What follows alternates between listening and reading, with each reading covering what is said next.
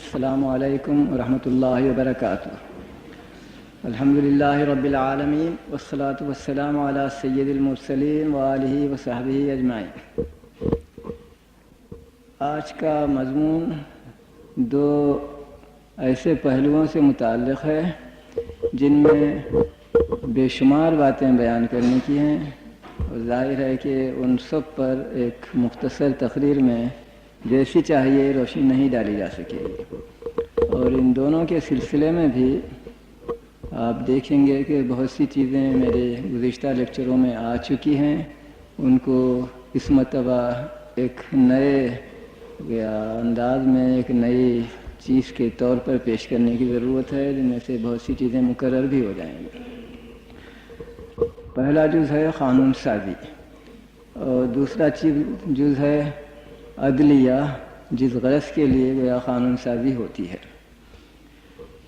جہاں تک قانون سازی کا تعلق ہے، دو تمہیدی چیزیں ذہن میں رکھنے کی ضرورت ہے۔ ایک تو یہ کہ قانون دو طرح سے بنتا ہے۔ ایک تو یہ کہ نامعلوم زمانے سے رسم و رواج کی صورت میں، عرف و عادت کی صورت میں کوئی قاعدہ چلا آ رہا ہو، اور ہمیں بالکل معلوم نہ ہو کہ اس کا واضح اس کا بنانے والا کون تھا، کتنے زمانے سے وہ چلا آ رہا ہے، اور اس کی تاریخ کیا رہی ہے، ہمیں بالکل معلوم نہیں ہوتا۔ دوسری قسم قانونوں کی وہ ہوتی ہے جسے ہم معلوم المؤلف، معلوم المصنف چاہے کہہ لیں، یعنی اس کے بنانے والے کا ہمیں پتہ ہوتا ہے، اور یہ کبھی تو خالص انسانی چیز ہوتی ہے، مثلا کوئی بادشاہ، کوئی حکمران یا کوئی اور شخص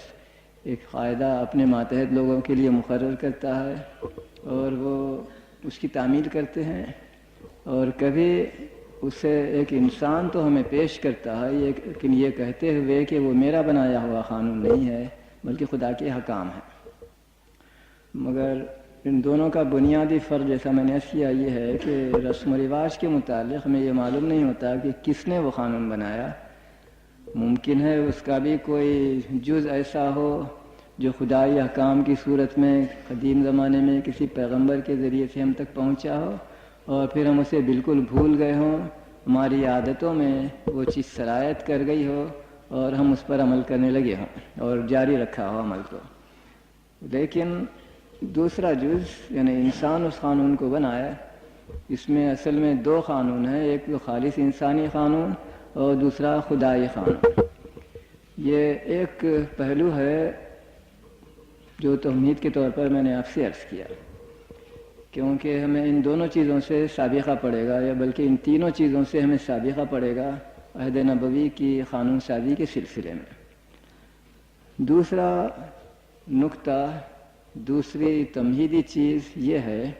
کہ ایک قانون کے بن جانے کے بعد اس کو بدلنے کے لیے ایک مماثل درجے کی شخصیت، مماثل درجے کا اقتدار رکھنے والا شخص ہی وہ کام کر سکتا ہے، جس کی مثال ہم روزمرہ اپنی زندگی میں بھی دیکھ سکتے ہیں۔ مثلا یونیورسٹی کا ایک پروفیسر اپنے جماعت کے اندر ایک حکم دے تو کوئی طالب علم یا دفتر کا کوئی ادنیٰ تر ملازم اس کو بدل نہیں سکتا، البتہ مثلا وائس چانسلر سے بدل سکتا ہے، یا وائس چانسلر سے بھی بڑی شخصیت وزیر تعلیم، وزارت، ملک کا حکمران اسے بدل سکتے ہیں، لیکن بنانے والے سے کم تر درجے کے لوگ اسے بدل نہیں سکتے۔ چیز بہت معمولی ہے لیکن اس کے اثرات بہت دور رس ہوتے ہیں۔ یہی وجہ ہے کہ اگر کوئی قانون خدا کی طرف سے نازل ہوا ہو، یعنی قانون بنانے والا خدا کی ذات ہو، تو اس کو بدلنے والا بھی خدا ہی ہو سکتا ہے۔ خدا سے کم تر رتبے کا، پستر رتبے کا کوئی فرد اس کے بدلنے کا اقتدار نہیں رکھتا، بجز اس کے کہ وہ ملحد ہو، خدا کو نہ مانتا ہو۔ اسی طرح خدا سے کمتر درجے کی شخصیت، مثلا پیغمبر، اپنے ذاتی اجتہاد سے کوئی قانون بنائے اسے وحی نہ آئی ہو لیکن وہ خود حکم دیتا ہو، یہ بطور انسان کے اس کے پاس اس کی قابلیت، اس کا ملکہ موجود ہے، تو اس قانون کو کوئی پیغمبر ہی بدل سکتا ہے۔ پیغمبر سے کم تر درجے کا کوئی شخص، کوئی بادشاہ، کوئی مجتہد، کوئی فقیہ اس کے بدلنے کی قابلیت نہیں رکھتا۔ البتہ پیغمبر سے بلندتر شخصیت، خدا کی ذات مثلا، پیغمبر کے حکم کو منسوخ کر سکتا ہے۔ درجہ درجہ ہمیں یہی چیز نظر آئے گی کہ کوئی بھی قانون ہو، اس کی تبدیلی کے لیے یا تو وہی شخص یا اس کے مماثل شخص یا اس سے بالاتر شخص اس کو بدل سکے گا، اس سے کمتر درجے کی شخصیت اس کو بدل نہیں سکے گی۔ یہی وجہ ہے، مثال کے طور پر اگر قرآن میں، اگر توریت میں کوئی حکم ہو تو مثلا انجیل یا قرآن اسے بدل سکتے ہیں، کیونکہ وہ بھی خدا ہی کے احکام کا مجموعہ ہے۔ اسی طرح مثلا حضرت موسیٰ کے اقوال کو، حضرت عیسیٰ کے اقوال کو حضرت محمد صلی اللہ علیہ وسلم بدل سکتے ہیں، کیونکہ وہ بھی نبی ہیں، اور ان پیغمبروں کے احکام کو یا خدا کی ذات بدلے گا یا کوئی اور پیغمبر ہی بدل سکے گا۔ چونکہ حضرت موسیٰ کے بعد حضرت عیسیٰ تشریف لائے تو وہ توریت کے احکام کو بدل سکتے ہیں۔ اگر خدائی حکم ہے تو خدائی الہام اور وحی کے ذریعے سے، صرف پیغمبر کا حکم حضرت موسیٰ کی سنت ہو تو اپنی سنت اور اپنے احکام کے ذریعے سے اس کو بدل سکتے ہیں۔ حضرت عیسیٰ کے بعد حضرت محمد صلی اللہ علیہ وسلم تشریف لاتے ہیں تو ان کو بھی وہی حق حاصل ہوگا جو ہم بیان کر چکے ہیں کہ مماثل درجے کی شخصیت اس قانون کو بدل سکتی ہے، لیکن اس سے کم تر درجے کی شخصیت کو یہ حق نہیں ہوگا کہ پیغمبروں کے احکام کو بدل سکے۔ اس تمہید کے بعد اب ہم دیکھیں گے کہ اسلامی قانون کس طرح بنتا ہے۔ جہاں تک اسلام کی تاریخ کا تعلق ہے، عہد نبوی میں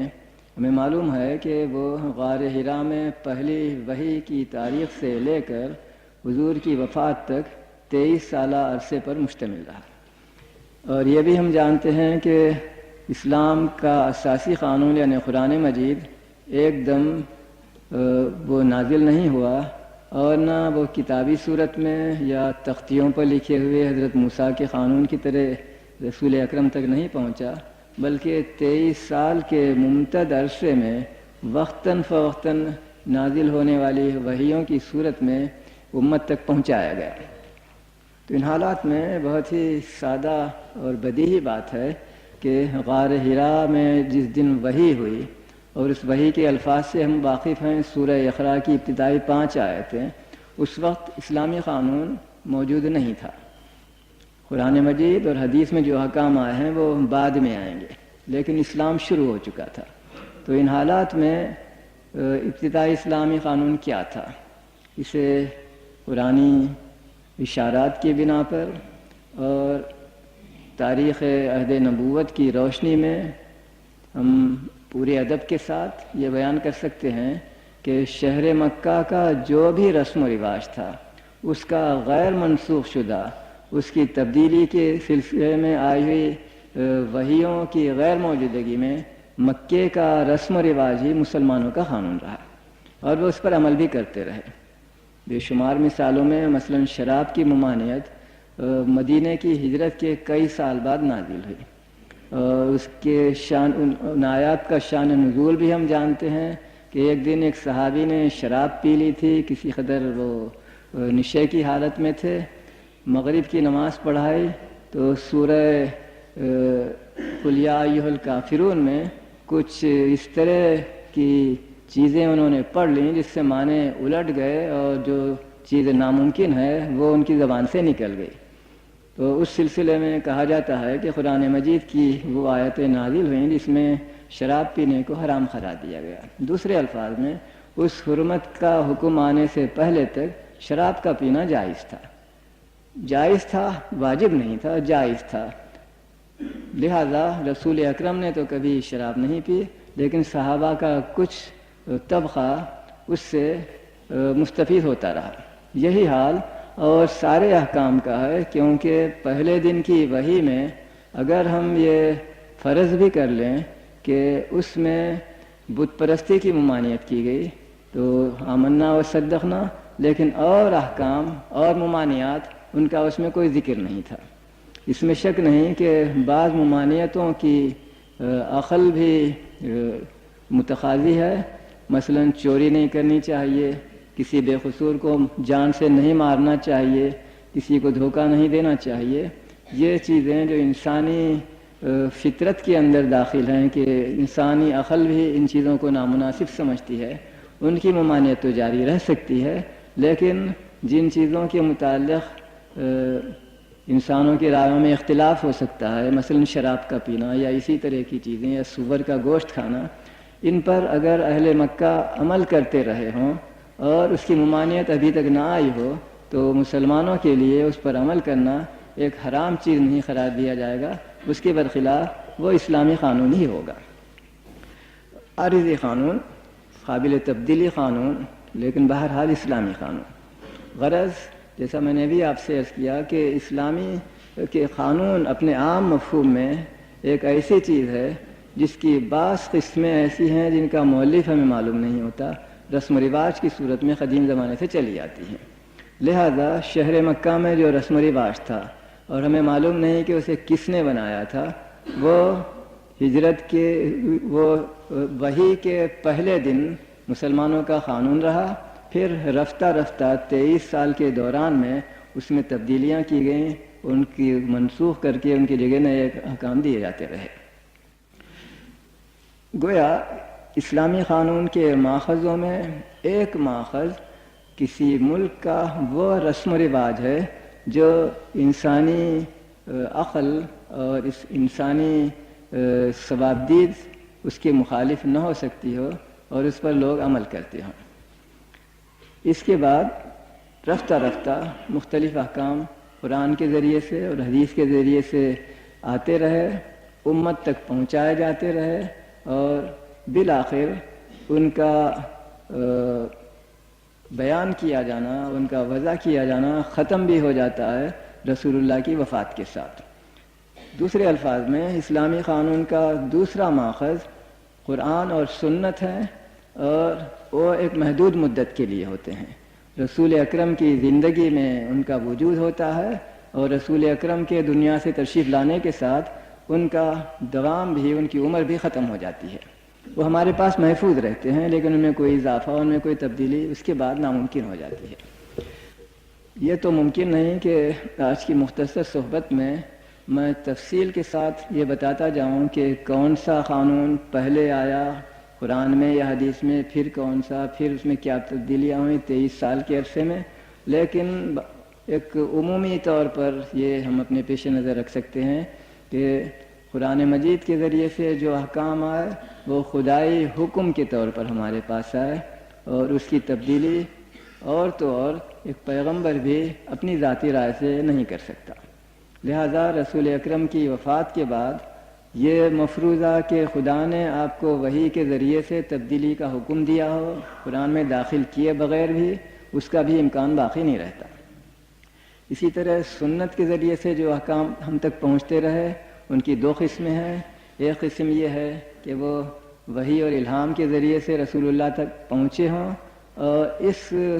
شرط یا اس صراحت کے ساتھ کہ ان کو قرآن میں داخل نہ کیا جائے، جیسا کہ قرآن مجید میں صراحت سے ذکر ہے وَمَا يَنطِقُ عَنِ الْهَوَىٰ إِنْ هُوَ إِلَّا وَحْيٌ يُوحَىٰ۔ پیغمبر جو چیز بھی بیان کرتا ہے وہ اپنی ذاتی خواہش کی وجہ سے نہیں ہوتا ہے، بلکہ وہ خدا ہی کی وحی ہوتی ہے جو اس تک پہنچائی جاتی ہے۔ تو اگر پیغمبر کی بیان کردہ چیزیں قرآن میں داخل نہ کی گئی ہوں تو مفروضہ مسلمان کا عقیدہ، مسلمان کا یہی ہوتا ہے کہ وہ الہام کے ذریعے سے پیغمبر تک پہنچی ہوگی، اور پیغمبر نے پوری دیانتداری کے ساتھ ہم تک پہنچائی ہوگی۔ لیکن یہ بھی ممکن ہے کہ پیغمبر صلی اللہ علیہ وسلم کو کسی مسئلے میں احکام کی ضرورت ہو، قرآن میں وہ احکام نہ ملتے ہوں، اور وحی کا بھی انتظار رہتا ہے، وحی آتی نہیں۔ ان حالات میں اگر معاملہ ایسا ہے جس میں انتظار کیا جا سکتا ہے تو رسول اللہ انتظار کرتے ہیں، لیکن معاملہ فوری ہو تو وہ مجبور ہو جاتے ہیں کہ اجتہاد کر کے، استنباط کر کے، استدلال کر کے اپنی صوابدید سے کوئی حکم دے۔ ایسے حکم کی دو صورتیں ہوں گی، یا تو خدا اس کی توثیق کر دے گا، یا خدا اسے نامناسب سمجھے تو تبدیلی کا حکم دے گا۔ اس بارے میں تصور یہ ہے اور معقول بھی کہ اگر خدا کو رسول کا استنباط نامناسب نہ معلوم ہو، توثیق کرتا ہو، تو سکوت کے ذریعے سے بھی ہو سکتا ہے اور توثیقی وحی کے ذریعے سے بھی ہو سکتا ہے، اور اس میں فوری بھی ہو سکتا ہے، دیری بھی ہو سکتی ہے۔ اگر خدا کی طرف سے ترمیم کا کوئی حکم نہ آئے تو چاہے کتنی ہی مدت گزر جائے، رسول اکرم صلی اللہ علیہ وسلم اپنے کو مجاز پائیں گے کہ اس پر عمل کرتے رہیں، کیونکہ اس کی خدا نے تبدیلی کا حکم نہیں دیا۔ اس کے برخلاف اگر پیغمبر کے استدلال و استنباط کو خدا ناپسند کرتا ہو تو ہمارا تصور یہ ہے کہ خدا کو اس استنباط کے نافذ کرنے اور اس استنباط کے کسی قاعدے پر منطبق کرنے سے پہلے اس کی ترمیم کا حکم آنا چاہیے، ورنہ امت پیغمبر صلی اللہ علیہ وسلم کی استنباط کردہ چیز کو جو خدا کو ناپسند ہے عمل کرائیں گے جو خدا کی مرضی کے خلاف ہوگا۔ چنانچہ ایسی مثالیں ہم کو قرآن مجید میں ملتی ہیں، بعض ایک کی طرف میں نے اس سے پہلے اشارہ بھی کیا ہے۔ مثلا جنگ بدر کے قیدیوں سے کیا برتاؤ کرنا چاہیے، اس بارے میں کوئی نیا حکم، کوئی صریح حکم قرآن مجید میں اس وقت تک نہیں آیا تھا۔ رسول اکرم نے قیدیوں سے فدیہ لے کر ان کو رہا کرنے کا تصفیہ کیا تو فوراً ہی خدا کی طرف سے وہ مشہور آیت عتاب نازل ہوئی، لولا کتاب من اللہ سبق لمسکم فیما اخذتم عذاب عظیم۔ اگر خدا اس سے پہلے ہی کوئی فیصلہ نہ کر چکا ہوتا تو اس چیز کو جو تم نے حاصل کیا ہے یعنی مال فدیہ، اس کی بنا پر تمہیں سخت عذاب دیا جاتا۔ تو یہاں ہم دیکھتے ہیں کہ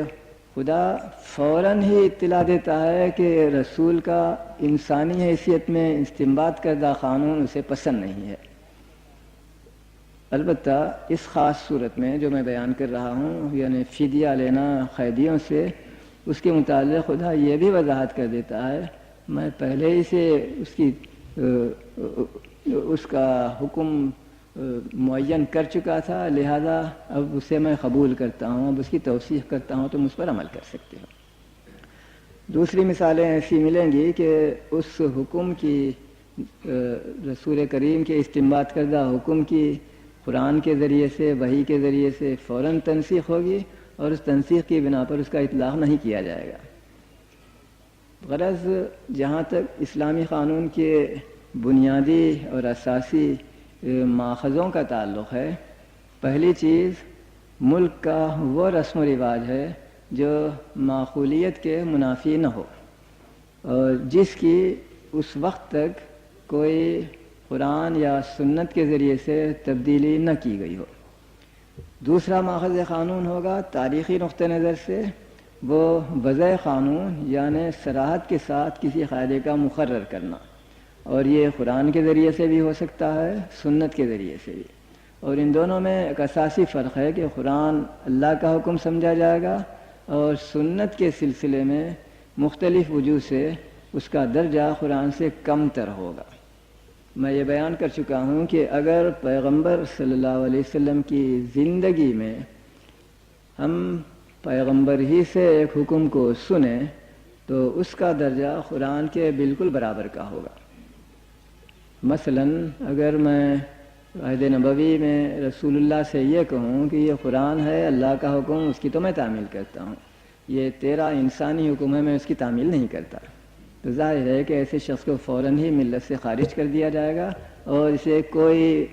شخص گوارا نہیں کر سکے گا کہ رسول اللہ کے حکم کو ایک مسلمان رد کرے۔ لیکن جیسا میں بھی بیان کر رہا تھا، بعض وجوہ سے حدیث کی حیثیت کسی قدر کم ہو جاتی ہے، اور وہ وجہ یہ ہے کہ قرآن کی تدوین اور قرآن کی ایک نسل سے دوسری نسل تک پہنچانے کا انتظام یہ رسول اکرم صلی اللہ علیہ وسلم نے اپنی ہی نگرانی میں اور اس کے ایک ایک نقطے، ایک ایک شوشے کی حد تک بھی اپنے حکم کے ذریعے سے اور اپنی نگرانی میں اس کو مدون کرا کر امت تک پہنچایا تھا۔ جہاں تک حدیث کا تعلق ہے، اس کا بہت بڑا حصہ ایسا ہے جو صحابہ نے اپنی ذاتی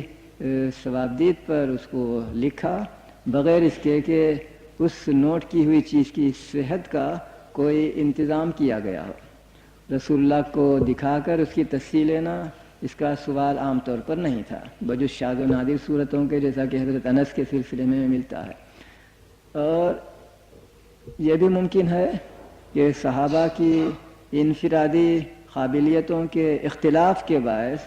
رسول اللہ ایک چیز بیان کر رہے ہیں، ایک صحابی اس کو اچھی طرح سمجھتا ہے، دوسرا صحابی کسی نہ کسی وجہ سے،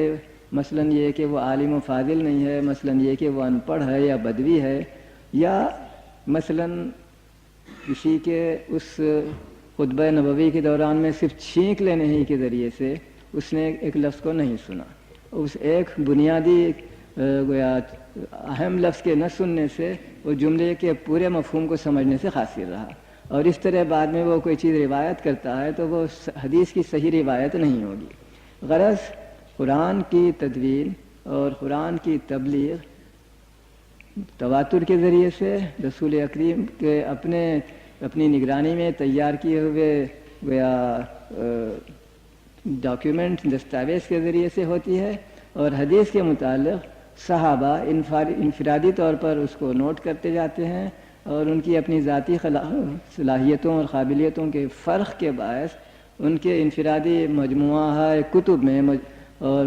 کتب حدیث میں فرق ہوتا ہے۔ اس لیے بعد کے زمانے میں اگر یہ سوال پیدا ہو کہ اس حدیث پر ہم عمل کر سکتے ہیں یا نہیں کر سکتے ہیں، تو اس کے متعلق بہت سے سوالات پیدا ہو جاتے ہیں۔ یا یہ ابتدائی قانون ہے یا آخر تک یہ قانون رہا، یا شروع میں ایک حکم دینے کے بعد رسول اللہ نے اسے منسوخ تو نہیں کر دیا، یا یہ قانون کسی ایک معین شخص کے لیے تو نہیں تھا، یا وہ سارے لوگوں کے لیے ہے، یا اس کو صحابی نے صحیح طور پر سنا اور صحیح طور پر سمجھا اور صحیح طور پر لکھا، یا ان کی انفرادی صلاحیتوں کی وجہ سے ان میں کچھ فرق بھی پیدا ہو گیا۔ پھر صحابی کے بعد تابعین، تبع تابعین، مختلف زمانوں میں جب حدیث کی نسلاً بعد نسلاً روایت ہوتی رہی تو آیا اس کا کوئی اثر اس مجموعہ حدیث پر پڑا یا نہیں پڑا۔ انہی وجہ سے حدیث کا درجہ قرآن سے کمتر ضرور ہوگا، لیکن اس کا جو اصل اصول ہے وہ میں آپ سے بیان کر چکا ہوں کہ رسول کے حکم کو صرف رسول ہی بدل سکتا ہے، رسول سے کمتر درجے کی کوئی شخصیت، چاہے وہ خلیفہ اور بادشاہی کیوں نہ ہو، اسے اس کا حق نہیں پہنچتا۔ ضمناً میں یہ کہتا چلوں، دوبارہ یاد دلاتا چلوں کہ حدیثوں کی صحت کو معلوم کرنے کے لیے ہمارے پاس بہت سے وسائل ہیں جو ہمارے اسلاف نے خود ہی مدون اور مرتب کر کے قائم رکھے، اور ان کی بنا پر حدیثوں کو جانچ کر ہم یہ معلوم کر سکتے ہیں کہ کون سی حدیث قابل اعتماد ہے، اگر دو حدیثوں میں اختلاف ہے تو کس کو ترجیح دی جائے وغیرہ۔ اس لیے میرے اس اعتراض کو یا اس ریمارک کو کہ حدیث کے متعلق قرآن کے مقابلے میں شبہ پیدا ہو سکتا ہے، تو اس سے منشا یہ بالکل نہیں ہے کہ حدیثوں پر اعتماد نہ کیا جائے، کیونکہ صحاح ستہ جیسی حدیثی کتابوں کے متعلق ہم کو انسانی حد تک ان کی صحت کے جو وسائل ہو سکتے تھے ان وسائل کا استعمال کیا جانا نظر آتا ہے۔ لہذا حدیث کی کم ترین درجے کی کتاب کو بھی میں پورے اطمینان کے ساتھ کہوں گا کہ دوسری قوموں کی مستند ترین کتابوں پر بھی ترجیح حاصل ہوتی ہے۔ مثال کے طور پر، بغیر اس کے کہ میں کسی پر اعتراض کرنا چاہوں، انجیل کا ذکر کرتا ہوں۔ انجیل جو آج کل 4 انجیلوں کی شکل میں ہم تک پہنچی ہے، اس کے متعلق خود عیسائی مورخ بیان کرتے ہیں کہ حضرت عیسیٰ کے دنیا سے تشریف لے جانے کے 300 سال بعد پہلی مرتبہ اس کا ذکر ملتا ہے۔ ان 3 صدیوں میں اس کو نسلاً بعد نسلاً کس طرح نقل کیا گیا اور ایک نسل سے دوسری نسل تک پہنچایا گیا، اس کا قطعاً ہمیں کوئی علم نہیں ہے۔ اس کے برخلاف حدیث کی ادنا ترین درجے کی کتاب کے متعلق بھی ہمیں ایک سطر والی حدیث کے متعلق بھی پوری تفصیل سے ریفرنسز ملتے ہیں، فلاں نے فلاں سے، اس نے فلاں سے، اور اس نے فلاں سے، اس طرح بالآخر رسول اللہ تک پہنچ کر کے رسول اللہ نے فرمایا۔ لہذا اتنے ایگزاسٹیو ریفرنسز کی موجودگی میں ادنا ترین درجے کی حدیث کی کتاب کا درجہ بھی دوسرے قوموں میں جن کے ہاں اسناد کا کوئی رواج نہیں تھا اور ایگزاسٹیو ریفرنسز کی کوئی رعایت لحاظ نہیں کیا جاتا تھا، اس کے مقابلے میں حدیثی کتابوں کا درجہ بہت بلند ہو جاتا ہے۔ بہرحال مجھے آج اس سے بحث نہیں، میں صرف یہ کہنا چاہتا تھا کہ اسلامی قانون کے بنانے کا کام ابتداً تو یہ تھا کہ جس چیز کو منسوخ نہ کیا گیا ہے اس پر عمل کیا جا سکتا ہے، یہ قاعدہ رہا رسم و رواج اور عرف و عادت کے متعلق، اور اس کے بعد قانون بننے لگے۔ ان قانونوں کے متعلق جو بننے لگے اور جو قرآن و حدیث میں ہم کو ملتے ہیں، ایک چیز کا ذکر ضروری ہے، اور وہ یہ ہے کہ سارے احکام یکساں درجے کا حکم نہیں رکھتے۔ بعض کی حیثیت فرض واجب کی ہوگی، بعض کا حکم سفارشی اور مستحب کی ہوگی، بعض کی حیثیت یہ ہوگی کہ وہ حرام ہے، انہیں ہرگز نہیں کرنا چاہیے، بعض کی ممانعت یہ ہوگی کہ نہ کرو تو بہتر ہے، مکروہ سمجھے جائیں گے، اور بہت سی چیزوں کے متعلق یہ حیثیت ہوگی کہ وہ ہماری ثوابدید پر چھوڑ دیے گئے ہیں، مباح ہیں، ہم چاہیں تو کریں چاہیں تو نہ کریں۔ مگر یہ تصور کسی قدر دیر سے پیدا ہوا علمی نقطہ نظر سے، یعنی احکام کو 5 قسموں میں تقسیم کیا جائے اور یہ تقسیم اخلاقی اساس پر ہو۔ جو چیز خیر ہے، اچھی ہے، بہتر ہے، اسے ضرور کرنا چاہیے، جو چیز شر ہے، بری ہے، اسے ہرگز نہیں کرنا چاہیے۔ جس چیز میں خیر غالب ہے لیکن اس میں شر کا بھی ایک عنصر پایا جاتا ہے، اس کا کرنا بہتر ہے لیکن واجب نہیں ہوگا۔ اس کے برخلاف جس چیز میں شر کا غلبہ ہے البتہ خیر کا بھی کچھ جز اس میں پایا جاتا ہے تو اس کا نہ کرنا بہتر ہے، اسے مکروہ کہا جائے گا۔ اور جن چیزوں میں یہ صورت نہیں ہے، مثلا خیر اور شر دونوں برابر کے ہیں، یا اس میں نہ خیر ہے نہ شر ہے، اس کو ہم مباح قرار دیں گے۔ یہ 5 گنا تقسیم غالباً 2 صدی ہجری میں شروع ہوئی، اور جیسا کہ امام غزالی نے بیان کیا ہے، یہ معتزلہ فقہا کی کتابوں میں، اصول فقہ کی کتابوں میں ہمیں پہلی دفعہ ملتی ہے یہ تقسیم۔ اس سلسلے میں ایک ڈائگریشن کے طور پر ایک چھوٹی سی چیز عرض کروں گا کہ بھلائی اور برائی یا خیر اور شر، اس کے لیے قرآن مجید میں 2 اصطلاحیں آئی ہیں جو دلچسپ ہیں اور شاید ضرورت ہے کہ اس کی تھوڑی سی تحلیل بھی کی جائے۔ اچھی چیز کو قرآن کہتا ہے معروف اور بری چیز کو کہتا ہے منکر، امر بالمعروف نہی عن المنکر۔ کہیں کہیں خیر کا لفظ اور شر کا لفظ بھی آیا ہے، لیکن عام طور پر خیر کی جگہ معروف کا لفظ اور شر کی جگہ منکر کا لفظ استعمال ہوا ہے۔ معروف کے لفظی معنی ہیں وہ چیز جسے سب لوگ جانتے ہوں، وہ چیز معروف ہے، اور منکر اس کے برعکس ہے، وہ چیز جو بالکل نہیں جانی جاتی، ایک غیر معروف چیز ہے۔ یہ اصطلاح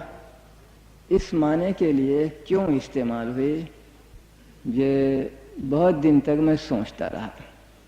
جو چیز میرے ذہن میں آئی وہ عرض کرتا ہوں، ممکن ہے آپ اسے قبول کریں، ممکن ہے رد کریں، میری اپنی ذاتی رائے ہے۔ وہ یہ کہ خدا انسانوں کو بطور ان کے قانون ساز اور ان کے مالک اور خالق کے جو چاہے حکم دے سکتا ہے، اس میں کسی کو انکار نہیں، لیکن خدا حکیم ہے، اس لیے وہ کسی بری چیز کا حکم دے نہیں سکتا۔ ان دونوں کے ملانے کا نتیجہ یہ ہوتا ہے کہ ہر وہ چیز جو معقول ہو، اسے عقل انسانی قبول کرتی ہے کہ وہ اچھی چیز ہے، اور جو ہر شخص جانتا ہے کہ یہ اچھی چیز ہے، اسی کا حکم دیا جائے گا، اور جس چیز کو ہر شخص جانتا ہے کہ وہ بری ہے وہ ممنوع قرار دی جائے گی۔ دوسرے الفاظ میں استبداد کا سوال نہیں ہے، خدا انسانوں کو انہی چیزوں کا حکم دیتا ہے جس کو ہر شخص جانتا ہے کہ یہ اچھی چیز ہے، ہر عقل سلیم رکھنے والا قبول کرتا ہے کہ یہ اچھی چیز ہے، اور اسی طرح خدا اسی چیز سے انسانوں کو روکتا ہے استبداد کے بغیر کہ جس چیز کو سارے انسان جانتے ہیں کہ یہ نامناسب. ایک توجیہ کے کہ لفظ معروف اور لفظ منکر خیر اور شر کے معنی میں عربی زبان میں کیوں استعمال ہو گئے ہیں، خاص کر قرآنی مصطلحات میں، قرآنی ٹرمینالوجی میں. عہد نبوی میں ہمیں کچھ اور بھی ماخذ قانون ملتے ہیں. اس کا ذکر کرنے سے پہلے میں یہ عرض کروں گا کہ قرآن اور حدیث ابدی قانون ہوں گے، چونکہ پیغمبر اسلام صلی اللہ علیہ وسلم کے بعد کوئی اور نبی آنے والا نہیں ہے. اس لیے اگر خدا کا کوئی نیا حکم ہونے والا بھی ہو تو اس کے ہم تک پہنچنے کا کوئی امکان نہیں ہے. اس لیے سابقہ قانون ہی یعنی قرآن ہی قیامت تک نافذ رہے گا. اسی طرح پیغمبر اسلام کے بعد چونکہ کوئی اور نیا نبی آنے والا نہیں ہے، اس لیے پیغمبر کے حکم کو منسوخ کرنے کے لیے جس نئے پیغمبر کی ضرورت ہوگی اس کے نہ آ سکنے کی بنا پر حدیث اور سنت بھی ابدی بن جائیں گے اور قیامت تک اس پر عمل کرنا ہمارے لیے واجب ہو جائے گا. اس شرط کے ساتھ جو میں بیان کر چکا ہوں کہ بعض چیزیں فرض ہوں گی، بعض چیزیں مستحب ہوں گی، اسی طرح بعض چیزیں حرام ہوں گی، بعض چیزیں مکروہ ہوں گی. محض امر کا صیغہ استعمال کرنے سے دونوں ایک درجے میں نہیں پہنچ جاتی ہیں. ایک مثال، قرآن مجید میں زکوٰۃ دینے کا حکم آئے گا جو فرض ہے، اور اسی قرآن میں اسی صیغہ امر کے ذریعے سے حکم آئے گا کہ خیرات دو. ظاہر ہے کہ یہ فرض نہیں ہوگا، ایک ترغیب دلائی جائے گی. تو اگرچہ بظاہر صیغہ امر کے استعمال کی وجہ سے قرآن مجید کے اندر ہونے کی وجہ سے خیرات اور زکوٰۃ دونوں کا درجہ ایک ہی ہوتا ہے، لیکن مختلف وسائل سے اور مختلف اشارات سے ہم فیصلہ کرتے ہیں کہ ایک کا حکم فرض کا ہے اور دوسرے کا حکم فرض کا نہیں ہے. اس شرط کے ساتھ قرآن اور حدیث کے احکام ابدی ہو جاتے ہیں. لیکن عہد نبوی ہی میں کچھ اور قوانین بھی ہمیں ملتے ہیں جو موقتی ہوتے ہیں، عارضی ہوتے ہیں. ان میں سے ایک چیز وہ ہے جس کو ہم معاہدہ کا نام دیتے ہیں، یعنی اسلامی مملکت کا حکمران اور ہماری ضرورتوں کے لیے خود پیغمبر اسلام صلی اللہ علیہ وسلم اپنی زندگی میں حکومت مدینہ کے سردار اور حاکم کی حیثیت سے کسی قبیلے سے، کسی اجنبی سیاسی وحدت کے ساتھ، کسی بادشاہ کے ساتھ کوئی معاہدہ کرتے ہیں اور اس معاہدے میں کچھ شرطیں قبول کرتے ہیں، تو وہ شرطیں مسلمانوں کے لیے واجب التعمیل ہوں گی اس وقت تک کے لیے جب تک کہ وہ معاہدہ برقرار ہو. جیسے ہی وہ معاہدہ ختم ہو جائے یا اس کو رد کر دیا، منسوخ کر دیا جائے، تو وہ شرطیں بھی یعنی ہمارے قانون کے وہ اجزاء بھی منسوخ ہو جاتے ہیں. اس طرح معاہدے کے ذریعے سے قبول کی ہوئی شرطیں اسلامی قانون کا وہ جز سمجھا جائے گا جو عارضی اور موقتی ہوگا، اگرچہ کہ اس کی تعمیل اتنی ہی ضروری ہوگی جتنے ان احکام کی جو ابدی طور پر اور قیامت تک کے لیے قرآن و حدیث میں دیے گئے ہیں. اس کی مثالیں ہمیں ملتی ہیں شاید ان لوگوں کے لیے جو اس سے پہلے کے لیکچروں میں شریک نہیں رہے. سمجھانے کے لیے، مثال دینے کے لیے میں عرض کر سکتا ہوں کہ صلح حدیبیہ میں رسول اکرم صلی اللہ علیہ وسلم نے یہ شرط منظور فرمائی تھی کہ اگر کوئی مسلمان مشرکین مکہ کے ہاں پناہ گزین ہو جائے تو اس کا ایکسٹریڈیشن، اس کا مسلمانوں کے سپرد کیا جانا، تحویل کیا جانا ضروری نہیں ہوگا. اس کے برخلاف اگر مشرکین مکہ کا کوئی شخص چاہے مسلمان ہی ہو کر وہ رسول اکرم کے پاس اگر پناہ لینے کے لیے آتا ہے تو مکے والوں کے مطالبے پر رسول اکرم کا فریضہ قرار دیا گیا تھا اس معاہدے میں کہ اس شخص کو واپس کر دیں. تو یہ اسلامی قانون کا ایک جز بن گیا کہ مکے والوں کے ساتھ ایکسٹریڈیشن کے مسائل میں یک طرفہ تحویل عمل میں آیا کرے گی اور مساوات کا اس میں لحاظ نہیں رکھا جائے گا. تو جب تک وہ معاہدہ نافذ رہا یہ قاعدہ اسلامی قانون کا جز رہا. جیسے ہی وہ معاہدہ ختم ہو گیا، جیسا کہ ہم واقف ہیں کہ تب کوئی 2 سال کے بعد وہ ختم بھی ہو گیا، تو ان حالات میں وہ قانون بھی، وہ شرطیں بھی خود بخود ختم ہو جاتی ہیں. ایک اور چیز جس کی طرف میں ایک سابقہ لیکچر میں اشارہ کر چکا ہوں اور آج بھی اس کا ذکر کرتا ہوں، لیکن اس کی مثال مجھے عہد نبوی میں ابھی تک نہیں ملی ہے، لیکن ممکن ہے کہ وہ معقول ہونے کی بنا پر عہد نبوی میں بھی ہوتی رہی ہو، اور ممکن ہے ہمارے محترم صدر کے ذہن میں ایسی کوئی چیز آئے وہ مجھے بیان کر کے مجھے اور آپ سب کو مستفید بھی کر سکیں، اور اس کا نام ہے مماثلت، ریسیپراسٹی۔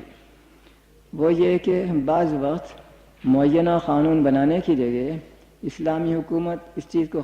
قبول کر لیتی ہے کہ کسی اجنبی ملک کے ساتھ اسی قاعدے پر عمل کریں جو قاعدہ کہ اس ملک میں رائج ہے۔ اس طرح اسلامی قانون میں مرکز گریزی پیدا ہو جاتی ہے، یعنی ایک علاقے کے متعلق ایک قاعدہ رہے گا، ایک قوم کے لیے دوسرا قاعدہ رہے گا، وغیرہ وغیرہ۔ جو مثال اس وقت میرے ذہن میں ہے وہ حضرت عمر کے زمانے کی ہے، یعنی رسول اللہ کی وفات کے بمشکل 3-4 سال بعد کا واقعہ۔ منبج نامی ایک مقام تھا شام میں، شمالی شام میں، بیزنٹائن سرحد پر۔ وہاں کے مسلمان والی نے حضرت عمر کو لکھ بھیجا کہ سرحد پار کے لوگ ہمارے پاس تجارت کے لیے آنا چاہتے ہیں، ان کے ساتھ چنگی کے متعلق کیا برتاؤ کیا جائے، کس شرح سے اور کس مقدار میں ان سے چنگی لی جائے۔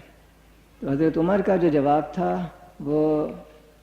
میرے اس بیان کردہ قاعدے کے متعلق ہے۔ انہوں نے لکھ بھیجا کہ ان تاجروں سے اسی شرح سے چنگی لو جس شرح سے ان کے ملک میں مسلمان تاجروں سے لیا جاتا ہے۔ مثلا فرض کیجئے کہ بیزنٹائن امپائر میں 30% شرح پر تاجروں کو کسٹمز دینے ہوتے ہیں، تو بیزنٹائن تاجروں سے اسلامی ملک میں 30% شرح سے محصول لیا جائے گا، اس سے کم یا اس سے زیادہ نہیں لیا جائے گا۔ اس قاعدے کی مزید تشریح اور توضیح کرتے ہوئے امام محمد شیبانی نے، جو امام ابو حنیفہ کے شاگرد رشید ہیں، اپنی کتابوں میں لکھتے ہیں کہ اس قاعدے کا اطلاق مختلف طور سے ہو سکتا ہے۔ مثلا اجنبی ملک میں مسلمان تاجروں سے کوئی چنگی نہیں لی جاتی، ہم بھی اس ملک کے تاجروں سے کوئی چنگی نہیں لیں گے۔ مثلا اجنبی ملک میں مسلمان عورتوں کے مال پر کوئی چنگی نہ لی جائے، ہم بھی اس قوم کی عورتوں کے مال پر کوئی چنگی نہیں لیں گے۔ مثلا اگر اجنبی ملک میں اگر مالک کی جگہ مالک کا کوئی غلام سامان لے جاتا ہے، اس پر چنگی نہیں لی جاتی، ہم بھی مماثل عمل کریں گے، وغیرہ وغیرہ۔ تفصیل سے کوئی صفحہ 2 صفحے میں بحث کرتے ہیں اور بتاتے ہیں کہ مماثلت کا قاعدہ اپنی جگہ برقرار ہے جب تک کہ ہماری حکومت اس کے خلاف فیصلہ صادر نہ کرے۔ مثلا حضرت عمر فیصلہ صادر کر سکتے تھے کہ دشمن کے ملک سے آنے والے، غیر اسلامی ملک سے آنے والے تاجروں سے مثلا 10% چنگی لیا کرو، اس کا انہیں پورا اختیار تھا، اور اس صورت میں چاہے بیزنٹائن امپائر میں مسلمان تاجروں سے 30% چنگی لی جاتی ہو یا 0%، کوئی فرق نہیں ہوگا، ہمارا چنگی کا افسر اس قانون پر عمل کرے گا جو ہماری حکومت نے بنایا اور نافذ کیا ہے۔ اس طرح کی متعدد چیزیں ہمیں عہد نبوی میں ملتی ہیں کہ اسلامی قانون صرف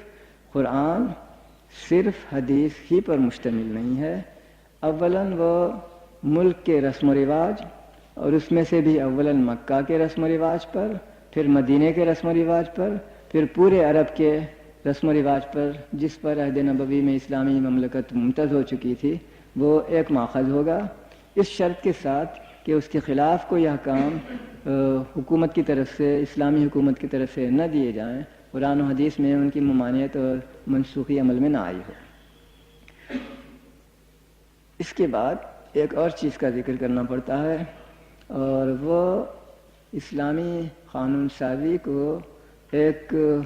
ذریعہ، ایک وسیلہ عطا کرنے کے متعلق ہے کہ وہ قیامت تک زندہ رہ سکے۔ یہ ہے اجتہاد۔ جیسا کہ اس سے پہلے بھی میں اشارتاً بیان کر چکا ہوں، یہ خود عہد نبوی کی ایک چیز ہے۔ عہد نبوی میں ہمارے فقہا جو 4 اصول بیان کرتے ہیں، قرآن، حدیث، اجماع، قیاس، ان میں سے اجماع عہد نبوی میں نہیں پایا جاتا تھا۔ قیاس جس کو ہم اجتہاد کا اس وقت نام دے رہے ہیں، عہد نبوی ہی میں وجود میں آ چکا تھا، اور یہ عہد نبوی کے آخری زمانے کا واقعہ ہے۔ تقریباً 9 ہجری یعنی وفات سے سال 1.5 سال پہلے رسول اللہ نے وہ حکم دیا تھا۔ جن حالات میں حکم دیا تھا اس کی میں مکرر تفصیل آپ سے بیان کرتا ہوں، ان حاضرین کے لیے جو شاید اتفاق سے اس سے پہلے کے لیکچروں میں موجود نہ رہے ہوں۔ رسول اکرم نے جب یمن کا علاقہ اسلام قبول کر لیتا ہے، وہاں ایک شخص کو والی بنا کر روانہ کیا، یا زیادہ صحیح الفاظ میں قاضی بنا کر روانہ کیا۔ ان کا نام تھا معاذ ابن جبل۔ اس زمانے کا قاعدہ تھا کہ اگر کوئی شخص کسی عہدے پر مامور کیا جائے